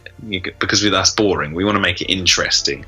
Dare I say it, kind of like Rogue One. Rogue One took a story, told its own thing, but linked films together and told certain things that happen in films we know in a new light, and we're like, so that's why that happened. That's why the Death Star blows up when you shoot one hole. We get it now. It was a flaw designed into it, so it makes it interesting, at the same time fills a gap that might have some grievances with some people. Like for me personally, I don't have any grievances with any of the Jurassic films in terms of canon. I think they're and I stand by this 100%, and I'm not just saying this because of the bias we have towards these films as fans. The 4 Jurassic movies are actually the most consistent movies I think that are out there in a big franchise. There's literally nothing I think that contradicts in any of the films. The only thing that people have a question with is, Hammond's dream, or whatever he says, Masrani says, And people are like, well, that's, you know, but you can make it work. That's the thing. Well, it's not even that. It's like when canon is messed with more so in terms of physical things that happen more so than character things that happen, because characters are humans and they can change their mind, or they can do this. They have room to breathe and move because they're living organisms in that fictional universe. Whereas physical objects, like I said, in the game, the doors of the visitor center get smashed, and then in the film they're back together. Yeah, that's something you can't really like explain unless you say someone went back to the island and rebuilt them. But then you got to think, well, why would they do that? And it gets way too convoluted to even think. Whereas Hammond's dying wish, like we haven't seen that conversation. No, we don't know what went down. We don't know if Masrani misinterpreted him, or whether Hammond changed his mind at the last second, or, as I like to say at the moment, that Hammond at the end of The Lost World says the isolation and protection of that island. He says that island, not those islands. Very true, yeah. So to me, it's like Nublar. There's a lot of secrets going on to Nublar. And Grant's line in Jurassic Park 3 where he says, you know, it makes me wonder what else InGen's up to. Well, we know it. It's Jurassic World. That's what they were up to. They were working towards that. And, and so, to me, yeah, it's like it's one of the most consistent franchises in terms of the 4 films that I've seen, and it's amazing that it just so happens to be my favorite franchise at the same time. So, oh, maybe that's why I love it so much. Is because it actually just makes sense. Well, I think it comes down to a lot of, or most of the movie, you know, there's bits and pieces here and there, but most of those 4 movies are almost, you know, individual movies. Like you could watch them on their own and be done with them. You know, you could watch them and they'd make sense. You know, there's not a huge tying thread aside from the Jurassic plot, you know, of these islands and dinosaurs. But there's not a ton of tying threads, you know?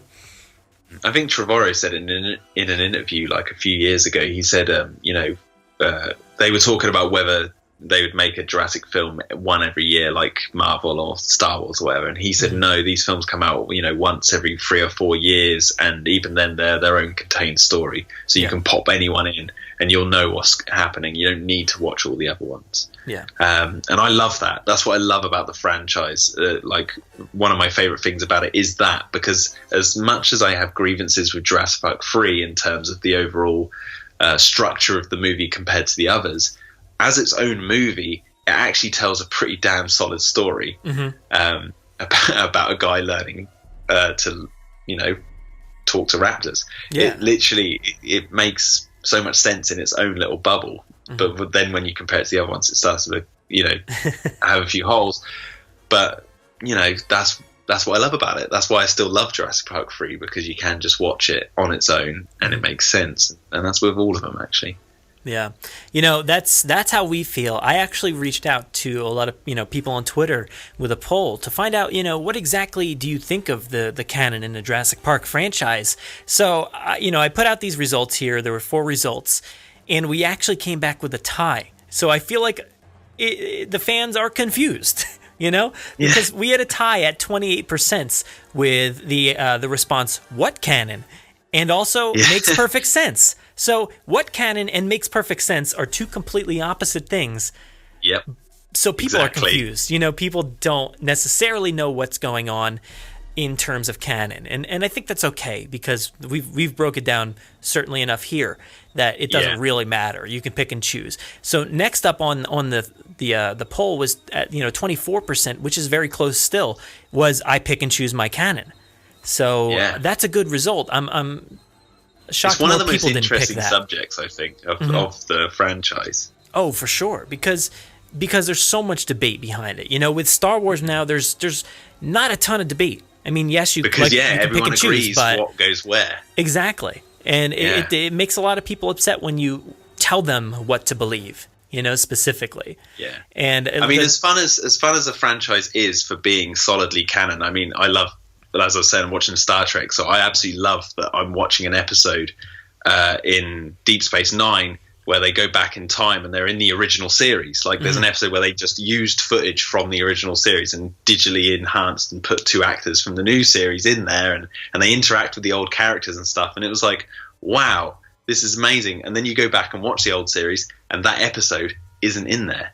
So it's like they used, although it is in there, but you never see it from the angle of those other characters. So it perfectly fits into the canon. So there's so much fun with that. But at the same time, with Jurassic, it's nice that there's this like kind of more loose approach to it, because it makes it different and more fun. Yeah, I mean, we'll see what happens from here on out, because we just got the first film of a new trilogy. Apparently we've got comics coming, and who knows, maybe even games down the line. So what's going to happen, I don't know, but maybe we'll get this, maybe we'll have Pablo Hidalgo of the Jurassic franchise somewhere. Maybe it's you, who knows? But that's the thing. Well, we definitely tried with the Masrani Global website. We did want to kind of just set in stone a little bit more in terms of canon, just the timeline. Just to say, like, look, this is when the islands were found, back in 1525 or whenever it was. This is when the first dinosaur was born. This is when San Diego Resort was commissioned and then decommissioned, and all this sort of stuff. And it's like just to give the fans that, at least that backbone of a kind of timeline to work off of. Yeah, and that's, you gotta hope that the rest of the people who are writing all these different mediums throughout the franchise are sort of adhering to that. If you want things to make sense, if not, who knows? It all goes the way you want it to go. But exactly. In your sense, why don't we break down, before we get out of here, Twister? Yeah. Because you made me watch it, which is an amazing movie. I had no qualms about watching that movie again, because it is one of my favorites. So I really want to hear, because I sort of agree here. I think it kind of works. So how does it work for you? I really want to know. Okay, well, I just want to get off the bat that there is a subtle hint to this on the Masrani website where we started talking about them buying, Masrani Global buying up new Storm technology. There's a blog update on the website somewhere. You'd have to go find it. But we were told specifically by Universal not to write Twister into the canon, because I asked them if I could. And they said no. So we did this sort of funny little nod towards it, but didn't outrightly say it. But that said, why it works for me, I mean, in the US, and this is what shocked me, when Universal said don't put it as canon, because in the US it's owned by Warner Brothers. Now, I was shocked to hear this, because in the UK it's owned by Universal, and it opens with the Universal logo coming through the smoke. And I guess in the US it opens with the Warner Brothers logo coming through the smoke. I forget specifically. It's like right at the beginning, the logo. I think it is in the US. It comes through Warner Brothers. UK, it's Universal, and then it says in the British one, Universal and Warner Brothers Pictures presents. I guess it's distribution. I guess the European distribution was Universal. But anyway, that's number one. Is the opening of the film for me. It opens with the Universal logo and then Amblin Entertainment and all this sort of stuff. Not only that, and I wrote this list when I watched it the other day of why I consider it canon. Opens with an incident. It opens with the girl losing her father to the tornado, and you don't see the tornado, so it's much like the raptor in the box. You don't necessarily see it completely, but you definitely see what it can do. And it starts the character of Helen Hunt's character on her journey, Joe Harding. Saying that, Harding. The two leads, Joe and Bill Harding. Much like Sarah Harding and Dr. Harding in Jurassic Park, there's that Harding name again. And in the Jurassic Park, the game, there's the Hardings. Yep. So it kind of even has that kind of homage to it. Obviously, it's a Crichton story. He wrote it, and it's produced by Spielberg and Frank Marshall and Kathleen Kennedy and Colin Wilson and everyone else you can think worked on Jurassic probably worked on Twister. Jerry Harding himself. Yeah, Jerry Harding as well. So they're all there. Not only that though, for me it goes even deeper than this. It's about scientists against one another. You've got the group of the ragtag scientists who absolutely live for chasing storms, like Alan Grant and stuff. Like they absolutely live for this, and they almost can, as they say in the film, Bill Harding can almost know what a storm's going to do. Much like Grant knows how a T-Rex can see things that move, and raptors hunt from the sides, even though he's never actually met a real dinosaur. There's that thread in there as well. And obviously you have the corporate side of it, or you have the InGen type characters in the film, which is, Carrie Elm's character. The days of sniffing in the dirt are over. Better one you sniff. So there's that. There's the scientists going head to head at each other, and there's the whole moral and ethical debates going on throughout the film. Mm-hmm. Not only that, you have the divorce and relationship angle with our lead character getting divorced to Helen Hunt, and there's that whole side of things. You're like, wow, okay, so we've now got this divorce thread, and then they're getting back together, and there's a lot of comedy with that. They're so funny, the two leads in this film, and I think their relationship is so palpable. Like they feel so real together, and they're like the opposite of Alan and Ellie. They've switched roles. They're the what do you call them? The Kirbys, essentially. They're like how the Kirbys should have been. Yeah, exactly. Exactly. Not only that, okay, no actors in the film contradict any of the actors seen in any of the previous Jurassic films. Nope. So you don't have any you don't have Samuel L. Jackson popping up and doing something, or you don't have Sam Neill in a different role, which is lovely because that means you don't have any duplicates. Yep. All the acting from the actors is, for me, it's on point with all the acting that you see in Jurassic Park. Characters talk over one another. They're very. I mean, for me, the scene that really clenches it is the scene right at the beginning when Bill's going to get Joe to sign the divorce papers. The way the characters are all talking to each other and they're watching the storm on the horizon, and it just feels so much like a scene from Jurassic Park. Yes, it just feels so much like that, and obviously it should because it's made by all the same people. Yeah. But all the jokes and stuff are on point. Like even the cow going past, that even seems like a joke from Jurassic Park films. Like, as ridiculous as that is, it's believable in, the nature of tornadoes and stuff, and you can actually believe that could happen. Dorothy, the new technology. You have the new technology. You have the Dorothy thing, and it's almost like all the new technology you see in the Jurassic films, like to holograms, to 3D printers, to GPS, back to touchscreens in the very first film. So that's all there. And vehicles. The film has really kick-ass, awesome Jeeps. I love Joe's Jeep, the yellow one, but unfortunately gets smashed pretty quick. Yes. And then she's like, "That's a nice truck," and he's like, "No way." No. He's like, and then you're like, "Oh, these vehicles, like the barn burner." The Dusty's barn burner that he blares Van Halen out of when they're going on the hunt for a tornado. And it's like these vehicles are all uniquely designed, and they're all kick as well. Even the villainous ones, they're all like corporate and black, and you have that big RV thing at the end. And I'm like, it's Jurassic. Very Lost World. Very Lost World. Now, here's where it gets even more interesting. The tornadoes. I'll just talk about the music. The music sounds like a Jurassic Park score in so many parts, but it also feels like its own entity, which is good because the Lost World score sounds like its own compared to Jurassic Park. Same for 3 and Jurassic World. So the Twister score, even though it's got Van Halen in parts and stuff, and actual songs as well, it's like I feel like it sounds like it could fit.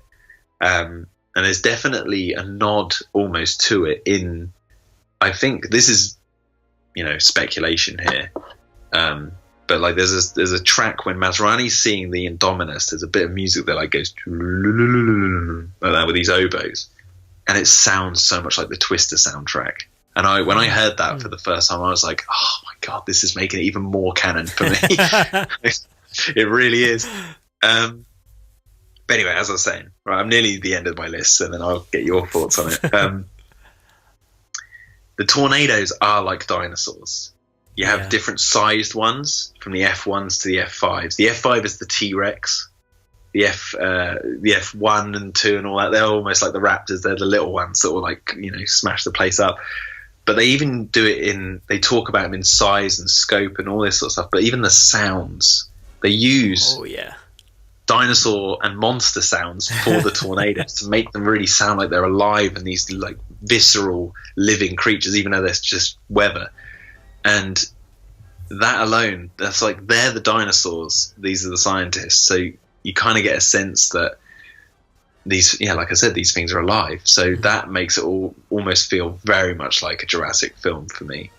And obviously, not to mention the bloomin', there's storms in the Jurassic films, yeah, and even tornadoes in Operation Genesis. So, and lastly, there's the scene when they're watching The Shining at the drive-through. There's like they've just had the argument, and Bill Paxton's fiancée is sitting in her room, and she's all sad. The TV goes to static, and then it goes to static in the coffee house or whatever it is, the diner, and it goes in static in a beat. It does. Like it's like that, and it's like impact tremors, and they're like, wait, what's going on here? And there's like, when the music's building up, and you're like, wait, this is almost exactly like impact tremors. And then they turn, and there's the tornado coming towards them in the storm. I was like, when I was watching this the other day, I'd never picked up on that. And I was like, okay, no, I'm done. Twister is canon for me. It is.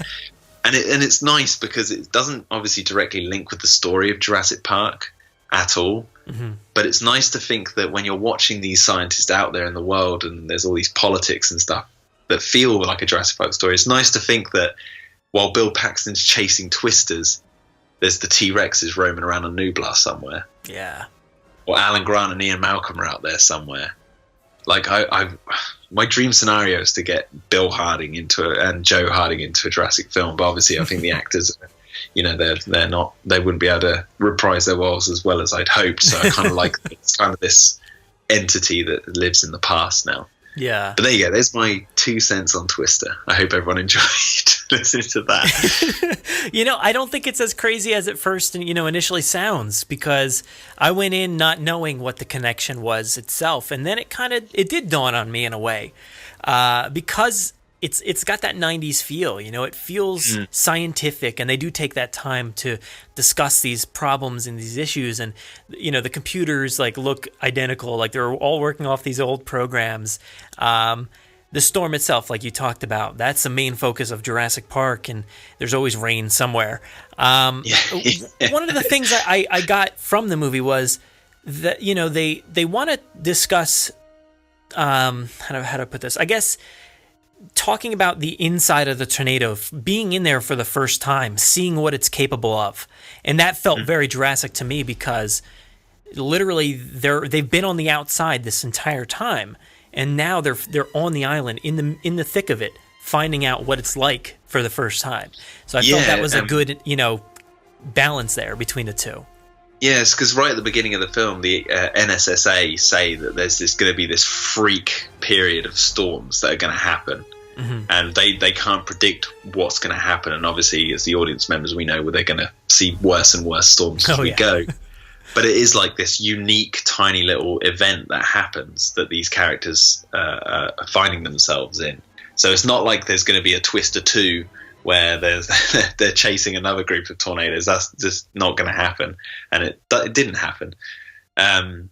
You're right there. It's like they've got this microclasm of chaos with these tornadoes happening, and it's like this race against time to try and make this discovery to make storm warnings better.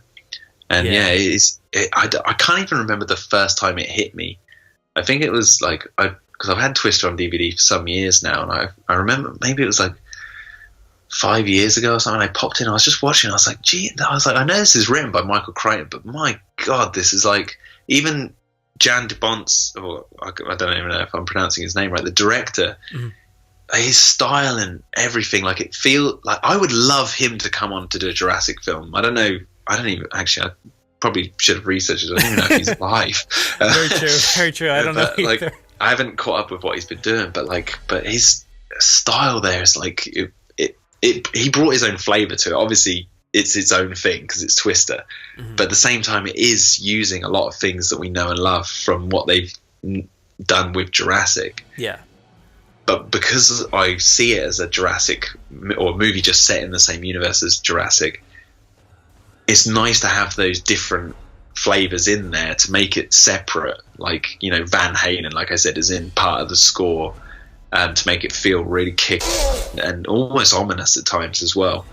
Yeah. And obviously the director and everyone else, the actors and stuff, the people who aren't in other Jurassic stuff. When I say other Jurassic stuff, I mean people who aren't in the Jurassic franchise, but just working on Twister. Like, they bring their own flair to it, and I think that's what makes it, for me anyway, having it part of the canon, it makes it worth going to see it, even though there's a lot of familiar stuff in there. Because obviously you don't want to just have the same stuff again. It's just refreshing. Oh yeah. And if I ever fancy watching a Jurassic film that I feel like I've not seen before, I'll go and watch Twister again. So I'm like, oh yeah, I forget that this is a Jurassic film, and then I'll sit down and watch it with new eyes. It's so funny. We pinpointed a lot of the same things, like the whole truck issue. Like, they're always being chased in these trucks, and that happens time and time again in those movies. And I specifically wrote down the tornadoes sounded like Gallimimus and the raptor pen specifically, like, mixed together. It sounded exactly like that. And I think it was more so the one, the 2 or 3, whatever, when they're in the bridging the gap between the water and everything, and they're sitting there. It's legit. They're surrounded by dinosaurs. It's a dinosaur tornado. There's no other way to describe it. Dinosaur tornado. Don't pitch that to Asylum, because they'll start making, Dino Tado or whatever. I know. Oh God. And but no, I was just gonna say, it's like, you hit the nail on the head there with the whole water scene. Yeah, that is. It feels like they're just surrounded by these monsters, but they're not monsters. They're animals, but obviously they're not animals. They're weather patterns. But the way the characters talk about them is like the same enthusiasm that Grant has for the dinosaurs, or Malcolm has for women, or chaos theory or whatever. Like, they're. I just can't say anymore. It's just literally, it is a Jurassic film for me. Yeah, Cary Elwes. He I don't know what specifically point it was, but there was a point where he's talking off in a distance across the street. I think they're at like a little cafe or something. I almost did a double take because his voice literally sounded like Mr. DNA as he's talking about the tornadoes. I was like, what? Wait. I was like, is exactly he Mr. DNA? Like, it was so funny. I was like, man, maybe before he, bit the dust in that tornado, maybe they got him to record the audio for Mr. DNA. So there you go. There's a bit of new canon. Yeah, you're saying in the Jurassic canon, that character was the voice of Mr. DNA. Exactly. He's on the TV all the time talking about tornadoes. John Hammond is just sitting there watching TV, and he's like, I need that guy I need him for Mr. DNA. It's perfect. I can't do the voices. Do you know what, dude? I'm gonna that's canon in my head now. Dude, go back and watch, and you'll be shocked, I think, because it sounded so much like it. And you're talking about the scene where the Bill's just been run off the road after we've met them for the villains for the first time, and he's changing the tire. And just about when he goes to punch him, Yeah, and he's revealing dot free or whatever it's called. Yeah, right there. It's like I did a double take. I'm like, oh my God, it sounds so similar. So if they just recorded his audio, and then later on he died, but I think it would tie in perfectly. I love their subtle relationship in the film. Bill Paxton's character, Bill, he's called Bill in the film. Bill and I forget Cary Elwes' character's name now. What's his Jonas? Yes, I think his name is. I love the subtle relationship they have, because they were clearly lab partners, from what I guess, back in the day with Joe. Because she says a line like, nothing changes. And then, and he's like, it's an unrealized idea. Unrealized. And it's like, maybe he was a lab partner and he caught wind of something that he was doing, and then it didn't go anywhere because he went off to be a weatherman or whatever. And it's like, I like that there was this history with them. And I think it's so subtle, and it's almost like the subtle history with Hammond and Malcolm in the first film. Like, they've got a relationship, but we don't know how long they've known each other or this sort of stuff, but we know enough for the story to progress. Mm-hmm. But yeah, there you go. So everyone's probably switched off now to go, oh my God, these guys do. Twister is not canon. It's a Warner Brothers picture. Come to the UK, it's not. It opens with Universal. It's glorious. Glorious. Well, we just wanted to take this moment to announce that we're starting the Twister cast, and it's going to feature one movie. Hey, you say that there is merchandise. I have a Twister toy upstairs. Oh, dude, that would be awesome. I'd love to have stuff like that. It's a pet tornado. You like wiggle this little glass tube with water in it and soap, and it like creates a little Twister in it, and it has the red Twister logo on the top. Yeah, that's the only bit of Twister merchandise I know exists. I haven't actually Googled any, but I have that somewhere in the house. Yeah, the last so we thing can I have a have whole podcast about that thing, and then we'll have one about the film. We got it. You know what would be good? A minute by minute Twister podcast. Dude, I don't think there's anybody else who should do that. I mean, if it exists already, I don't know, but we should do it anyway. Well, I think we'd be talking about Jurassic Park and Twister at the same time more than it. But yeah, I mean, just for fun, I think if anyone's listening to this, go watch Twister, but watch it with the mindset that you're watching a spin-off Jurassic Park film, and I think you will see what we mean. Like, when I'm not trying to make some of this stuff up. It's like it really, really does just fit perfectly into that universe. Obviously, I know it's not canon in terms of official, and no one's saying that they're suddenly going to turn around and make it so or anything like that. That's not going to happen. But hey, guess what? No one's going to come crashing through my door to change my mind. It definitely is canon for me. So it was almost dispelled by one swift move. Because Helen Hunt, did audition as Ellie Sattler, and you have that footage of her auditioning. So it was that close to almost not working for you. But maybe, who knows? Maybe Laura Dern would have been in Twister. Yes, you think she would have got the role? That would have been interesting. That would have been awesome. But yeah, that was hilarious when I was like, oh yeah, wait, that's right, she did audition. So they're very similar in nature, so it kind of works that way. Mm. I know we want to finish up here, but I do have my question I want to ask you, Brad. Oh, yeah, go ahead. Speaking about canon and the franchise and literally everything that we know about Jurassic and the new stuff that comes out, do you ever actually sit down? I had this conversation last night about Star Wars, and then I moved it on to Jurassic because it's more familiar, and I thought I'd ask you this because I was talking to my fiance last night, so it's good to get another diehard fan's perspective. Do you ever watch Jurassic Park clean? Now, what I mean by that is, do you ever watch it and not get fazed by everything that you know and all the information that you've built up over the years? Do you ever sit down and watch it with that sort of mindset of like getting sucked into the story and not going, oh, there's the cameo netting. Oh, there's the CGI dinosaur. Do you ever have that clean experience? Yeah, that's very tough because every time we go to watch these movies, I don't know about you, but I sit there and quote it myself, like the entire movie from start to finish, essentially. I have that problem. My wife would say that I kind of, ruin movies in a way like that since I know them so well. But, I kind of did have that experience in a way. It was in the retro cinemas or something like that for Marquee Cinemas down near me. And I went to go see it last year in the summer, and I kind of put all that stuff away, and I just wanted to see what the audience themselves, were viewing it as. I kind of wanted to judge their reactions in a way, and for myself, I kind of wanted to see it in a new light. I mean, I did see it back in 2012, I think, for 3D, but that was a different experience. You're bogged down by the goggles or not goggles, what I'm talking about. But so I did the big night vision goggles. Exactly. Yeah, I wore those. Maybe you were watching it through the wrong goggles. Maybe was it all green and grainy for you? I was wondering why, but everybody else had something on their face. I couldn't tell because these huge things on my eyes. But yeah, it was weird. I shouldn't have done that. But I do think I kind of went in it that way. And it was, I would say, like that viewing experience was more magical because I guess it was a big screen and everything, and I was seeing new things myself. So I kind of tried to do it that way. And maybe I didn't fully succeed because I'm, such a huge fan of it. It's tough, and I don't know. Maybe I'll try to do that now next time I view it.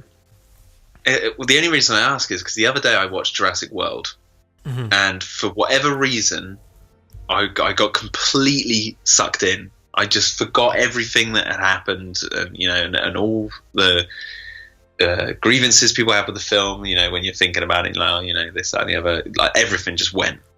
And I didn't expect it.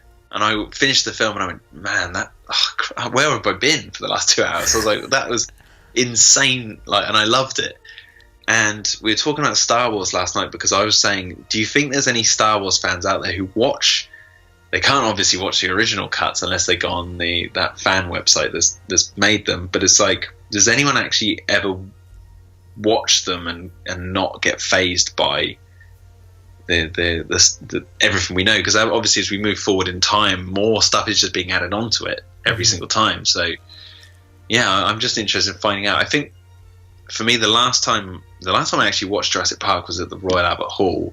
And obviously that wasn't a 100% clean experience because I had the orchestra there. So there was all this new stuff going on. But the 2011 HD re-release for the Blu-ray, when they brought the film out back then, and it was like untouched. It wasn't like the 3D version where they changed the coloring. It was literally just the original film in HD put up on the big screen. That was the last time I think with Jurassic Park I had the full, like, just complete immersive experience without being bogged down by it. I was just interested in finding your opinion on that because I feel like that's a good you're always saying, I know in these podcasts you want a new section, different fans. I think a new question, I think, for you to ask other fans if you ever get the chance is to ask them when they had that, because I think that's interesting to find out. But that's just my 2 cents. You don't have to do that. No, because you talk to a lot more people than I do, doing more podcasts. I have to paint and hide away in the cold, dark rooms. But yeah, that is such a tough question, though. And I think the situation you need to put yourself in is like, turn off your phone, get rid of the laptop, the computers, tablets, anything. Watch it on the biggest screen you can, even if it's in your home. Turn the volume up and just like take it in. I don't think you can do it any other way. The theater is a great way to do that, I guess. But yeah, with the orchestra in front of you, that's really tough. I just saw Raiders of the Lost Ark with the orchestra, and oh man, how was that? It was so good. And I sort of did that, with that. But again, it is tough with the orchestra there. I think the distraction level is something you have to get rid of. So you gotta, make it clean experience, sort of like we're talking about. So yeah, that's something I gotta, try to do, because I've talked about it a lot, and there's things I misinterpret all the time, and things that I don't really understand the way that maybe you understand or some other fan understands. And like, I think it was the whole part in the first movie where Hammond is like, the voice you're hearing is Richard Kiley. We spared no expense. In my head, in my canon, essentially, I always assumed his voice was being changed into, a Richard Kiley voice, and he was the one doing it, sitting in there the entire ride. So that was the way I viewed it, and I don't know why.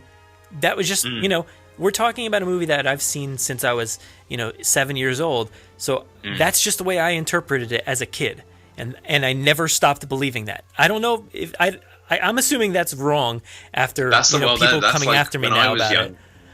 I fully understand that, because when I was younger, the raptor that lifts its head up under the tarp right near the end, the one that's coming in from the outside, the one that we all know now is the one from the shed that chased Ellie run to the visitor center. Yeah. I always thought that was the one in the fridge when I was younger. I always thought that was lifting its tarp up because it was coming from the fridge. that tarp was like the back of the fridge area. Oh, like, wow. It was like, I'm trapped in the fridge, and it turned around and was like, what's this? This wall's not here. And it lifted its head up under the tarp and was like, I'm back in the visitor center. And it was like, I thought that for years. I thought that's what happened. And then when I got the film, it was actually the DVD release. It was when the DVDs were released. I watched the DVD and went, that was coming from the outside. Oh, wait, my whole world has changed. I know. Oh, the one in the fridge is dead. Oh, God. Yeah. But, like, yeah, I know what you mean by that. It's like you watch it. I guess I would say this, though. As you might know from my Twitter, I've been with a friend of mine, another guy called Jack. We've been having this habit of going to watch films in black and white. Yes. We were like, okay, let's start watching films and we'll see if it works. We watched The Lost World recently on black and white, and that was the cleanest experience I've had with The Lost World in a long time. A long time. Because I've been basically, when we found out we were going to do the Royal Albert Hall documentary, I chose not to watch Jurassic Park for about a year because I watch it quite often. Yeah. But I decided for a year I'm not going to watch it. And I'm only going to live in the sequels. And because I was working on Regenesis and stuff, I wanted to connect all the dots and all this sort of stuff. So I was studying them. So I was watching all these films a lot, but I wasn't watching them 100%, clean, as I like to put it. But watching The Lost World the other day in black and white was so refreshing because it made me concentrate on it. I was like, okay, right, what's going on? And then I was like stuck into the story. And then obviously the visuals popped even more because it's, because you don't have the different color gradients with the CGI and all this sort of stuff. So I wouldn't say it's better because the original version color and everything is the go-to one. But I would say if you ever want to try an experience in of finding a clean version of a film that you've previously watched and you get bogged down by that, maybe try it black and white. Yes. Not all films actually work though. What was one I watched the other day? I watched King Kong last, and that was perfect. That was actually better. I'm never watching King Kong 2005 ever again in color. I'm not. Just never again. Mm-hmm. Black and white was I gotta try that. Oh my god, that sounds amazing, dude. It's this. You know how the CGI is like amazing in parts, and then in other parts it can be a bit hokey. It's amazing throughout. It's just amazing throughout because when you make it black and white, it looks like a 30s film, but it looks like a 1930s film in HD with these amazing special effects, and you're like, whoa, this looks insane. But Jurassic Park, just to end on this one, I haven't watched the original Jurassic Park in black and white yet, so I actually don't know if it's one that works or not. But I'm interested to find out because, I've only done The Lost World at the moment. So the way Steven Spielberg works, it's got to work. Because I've done that exact same thing actually. With those movies I talked about earlier that I think are canon: Indiana Jones, The Rocketeer. What was the other one? Captain America, the first Avenger or whatever, and The Phantom. Watch those 4 in black and white. Because the time period, because of all that, it works so well. And Steven Spielberg is the master of the lighting and everything. So the lighting in Raiders is insane. It works perfectly. So Raiders of the Lost Ark in black and white. So good, man. And they sort of work in that documentary style almost, like the old-timey stuff. So those 4 movies to me are the ones that I've watched. I actually haven't strayed out from those 4, so I'll have to try. I'm definitely going to try out.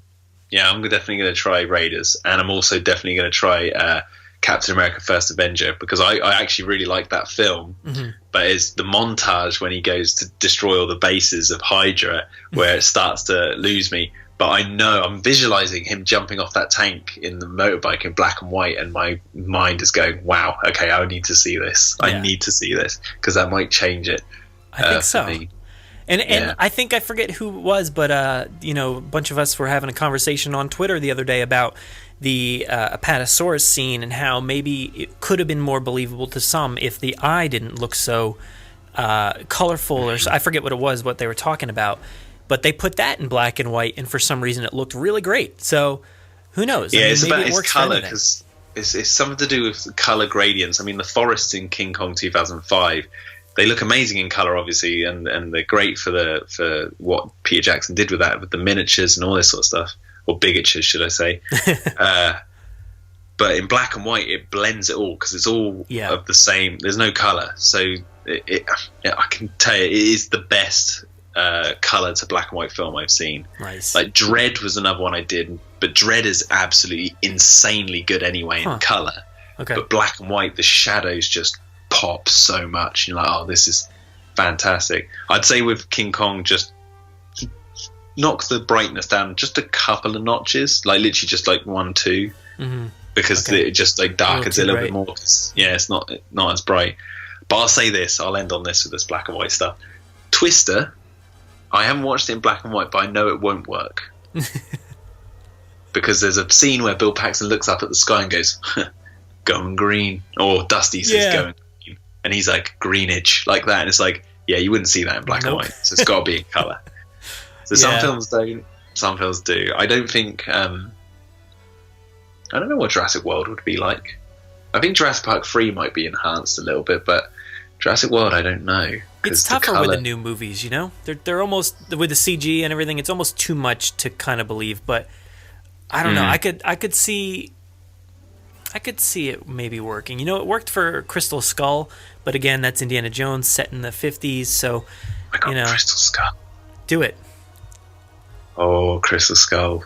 Yeah, I may be even more excited about that in black and white than Raiders. Because I'm more excited about how like turning it into black and white might enhance a film that I already have some grievances with. Mm-hmm. Like I absolutely loved King Kong 2005 before, but we started watching it. We did a commentary on it, and we watched it in color for the first half of the movie. And we didn't plan on watching it in black and white. It just came up in conversation. We're like, oh, let's just turn the color down, and it completely changed everything. Because we were joking about how some of the effects look a bit hokey, like when Jack Black runs around the corner with the Apatosaurus chasing him. We're like, oh man, that doesn't hold up as well as as we remember. However, in black and white, flawless. Really? It didn't look real. It didn't look like 100% real. You could still tell it was an effect, but because it was set in the 30s and because it's black and white, it fit. It like the style of the effects fit and everything. So it was like it made the film better. The Lost World had made it equal to the other one. So Crystal Skull is one of the ones where I do like Crystal Skull, but I do have some issues with it. Yeah. But in black and white, it might just change it. Change it for me. I think it will. I mean, yeah, it's one of those films that's polarizing and has issues for sure, but it's sort of like Jurassic Park 3 where it's like I have fun with it and it doesn't matter. You know, like any issues I kind of look past and I'm like, all right, you know, whatever. It's all cool now. It's not the first time I've seen it, so I'm good with it.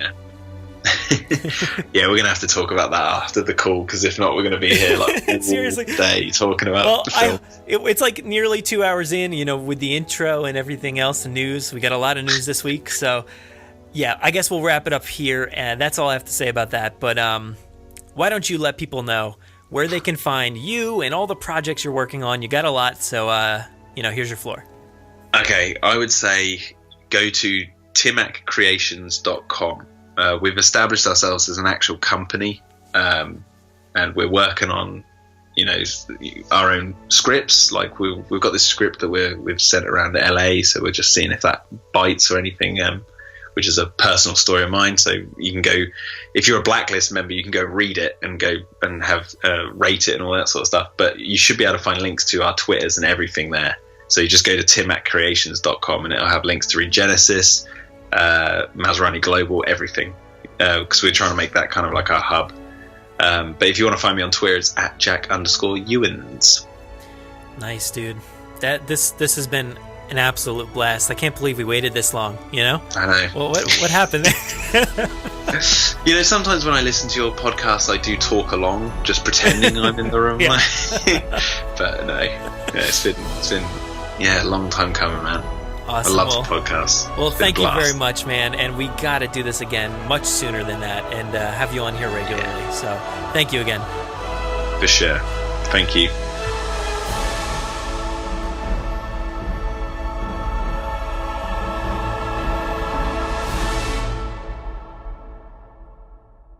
Oh, you're fire. Do not fire.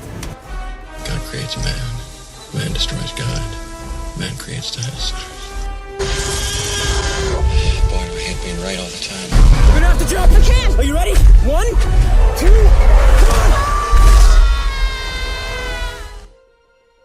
This past week, a Jimmy Kimmel segment popped up featuring the man on the toilet himself, Martin Ferrero. In the video, Martin accepted an award from Jimmy, so let's take a listen. You may or may not be aware of this. Either way, I'm hosting the Oscars on Sunday, February 26th.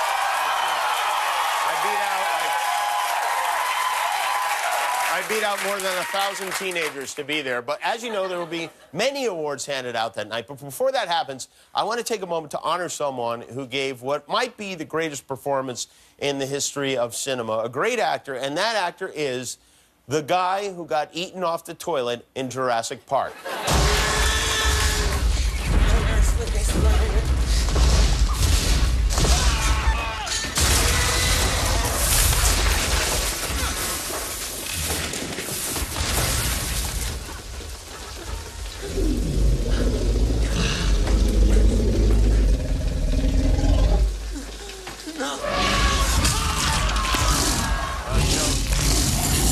I've seen that 100 times. I still get chills when I see it. So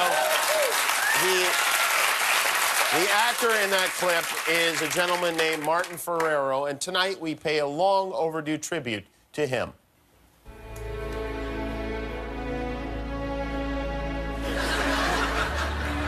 Marty, every actor who works, not just actors, the crew work with him. He's very receptive to ideas. It's just been a breeze working with him, and he's just like this incredibly creative vessel that just wants to figure it out in a more original way. His thirst is almost never quenched. He's constantly trying to challenge himself and push the boundaries. He's, you know, the man is a dynamo. He's amazing. Martin is, he's very special. I mean, you just look at the oeuvre of his work and the eclectic range of stuff he's done. It's almost like most of the time, plot is irrelevant to him. He's trying to capture something in human behavior. Ladies and gentlemen, it's my honor to present this Lifetime Achievement Award to the guy who got eaten off the toilet in Jurassic Park, Martin Ferrero. Martin, come on out.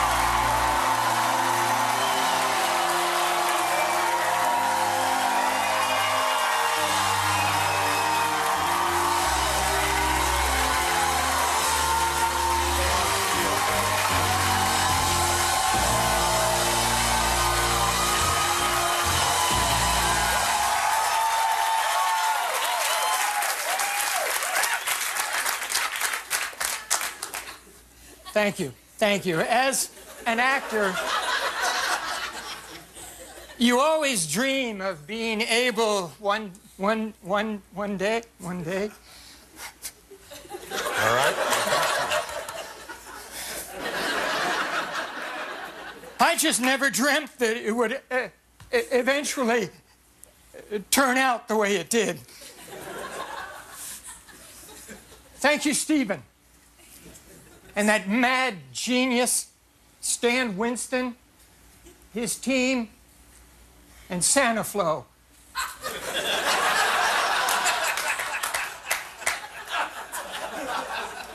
Who make the most amazing, comfortable toilets.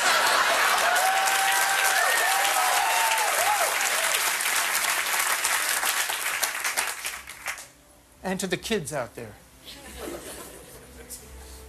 The dreamers. Know that if you work hard, never give up, someday you too can get eaten off a toilet seat.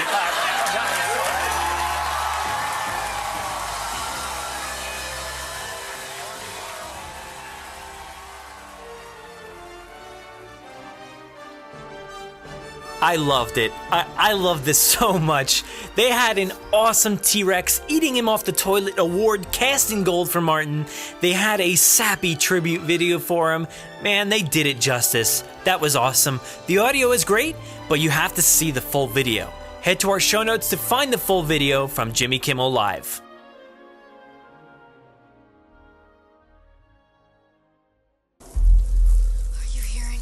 Make sure to visit JurassicParkPodcast.com to find all our past episodes, brand new news articles, information on how to contact us, and much more.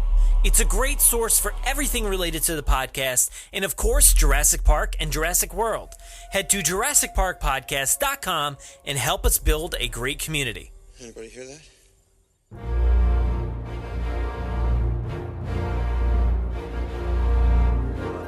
Thanks for listening to the 87th episode of the Jurassic Park Podcast. Of course, a huge thanks to Jack Ewins for joining me today. Man, we really got into it.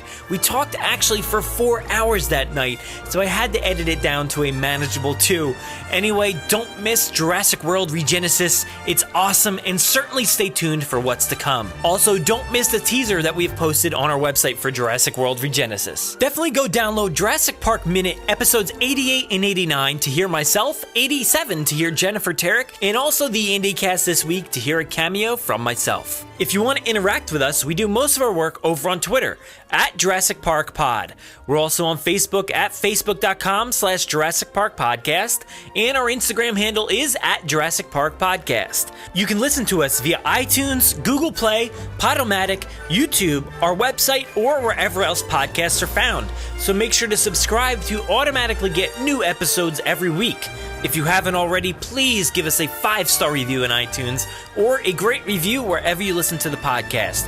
It will seriously help out our rankings and make it so much easier for fans like you to find us. We're usually spotted commenting on the Jurassic Park subreddit as Jurassic Park Podcast. Don't forget to check out JurassicParkPodcast.com for all the links you heard here today. If you want to get a hold of us, you can email us with any news stories, MP3s, comments, or if you want to debut a segment of your own, just like the Game Trail, send them to JurassicParkPod@gmail.com. Or you can submit questions directly on our website contact form. If you'd like to record something for the show, send it in to us and we'll feature it in an upcoming episode. If you don't have any way to record, you can give our voicemail line a call and leave us a message. That number is 732-825-7763. Thanks for listening and enjoy.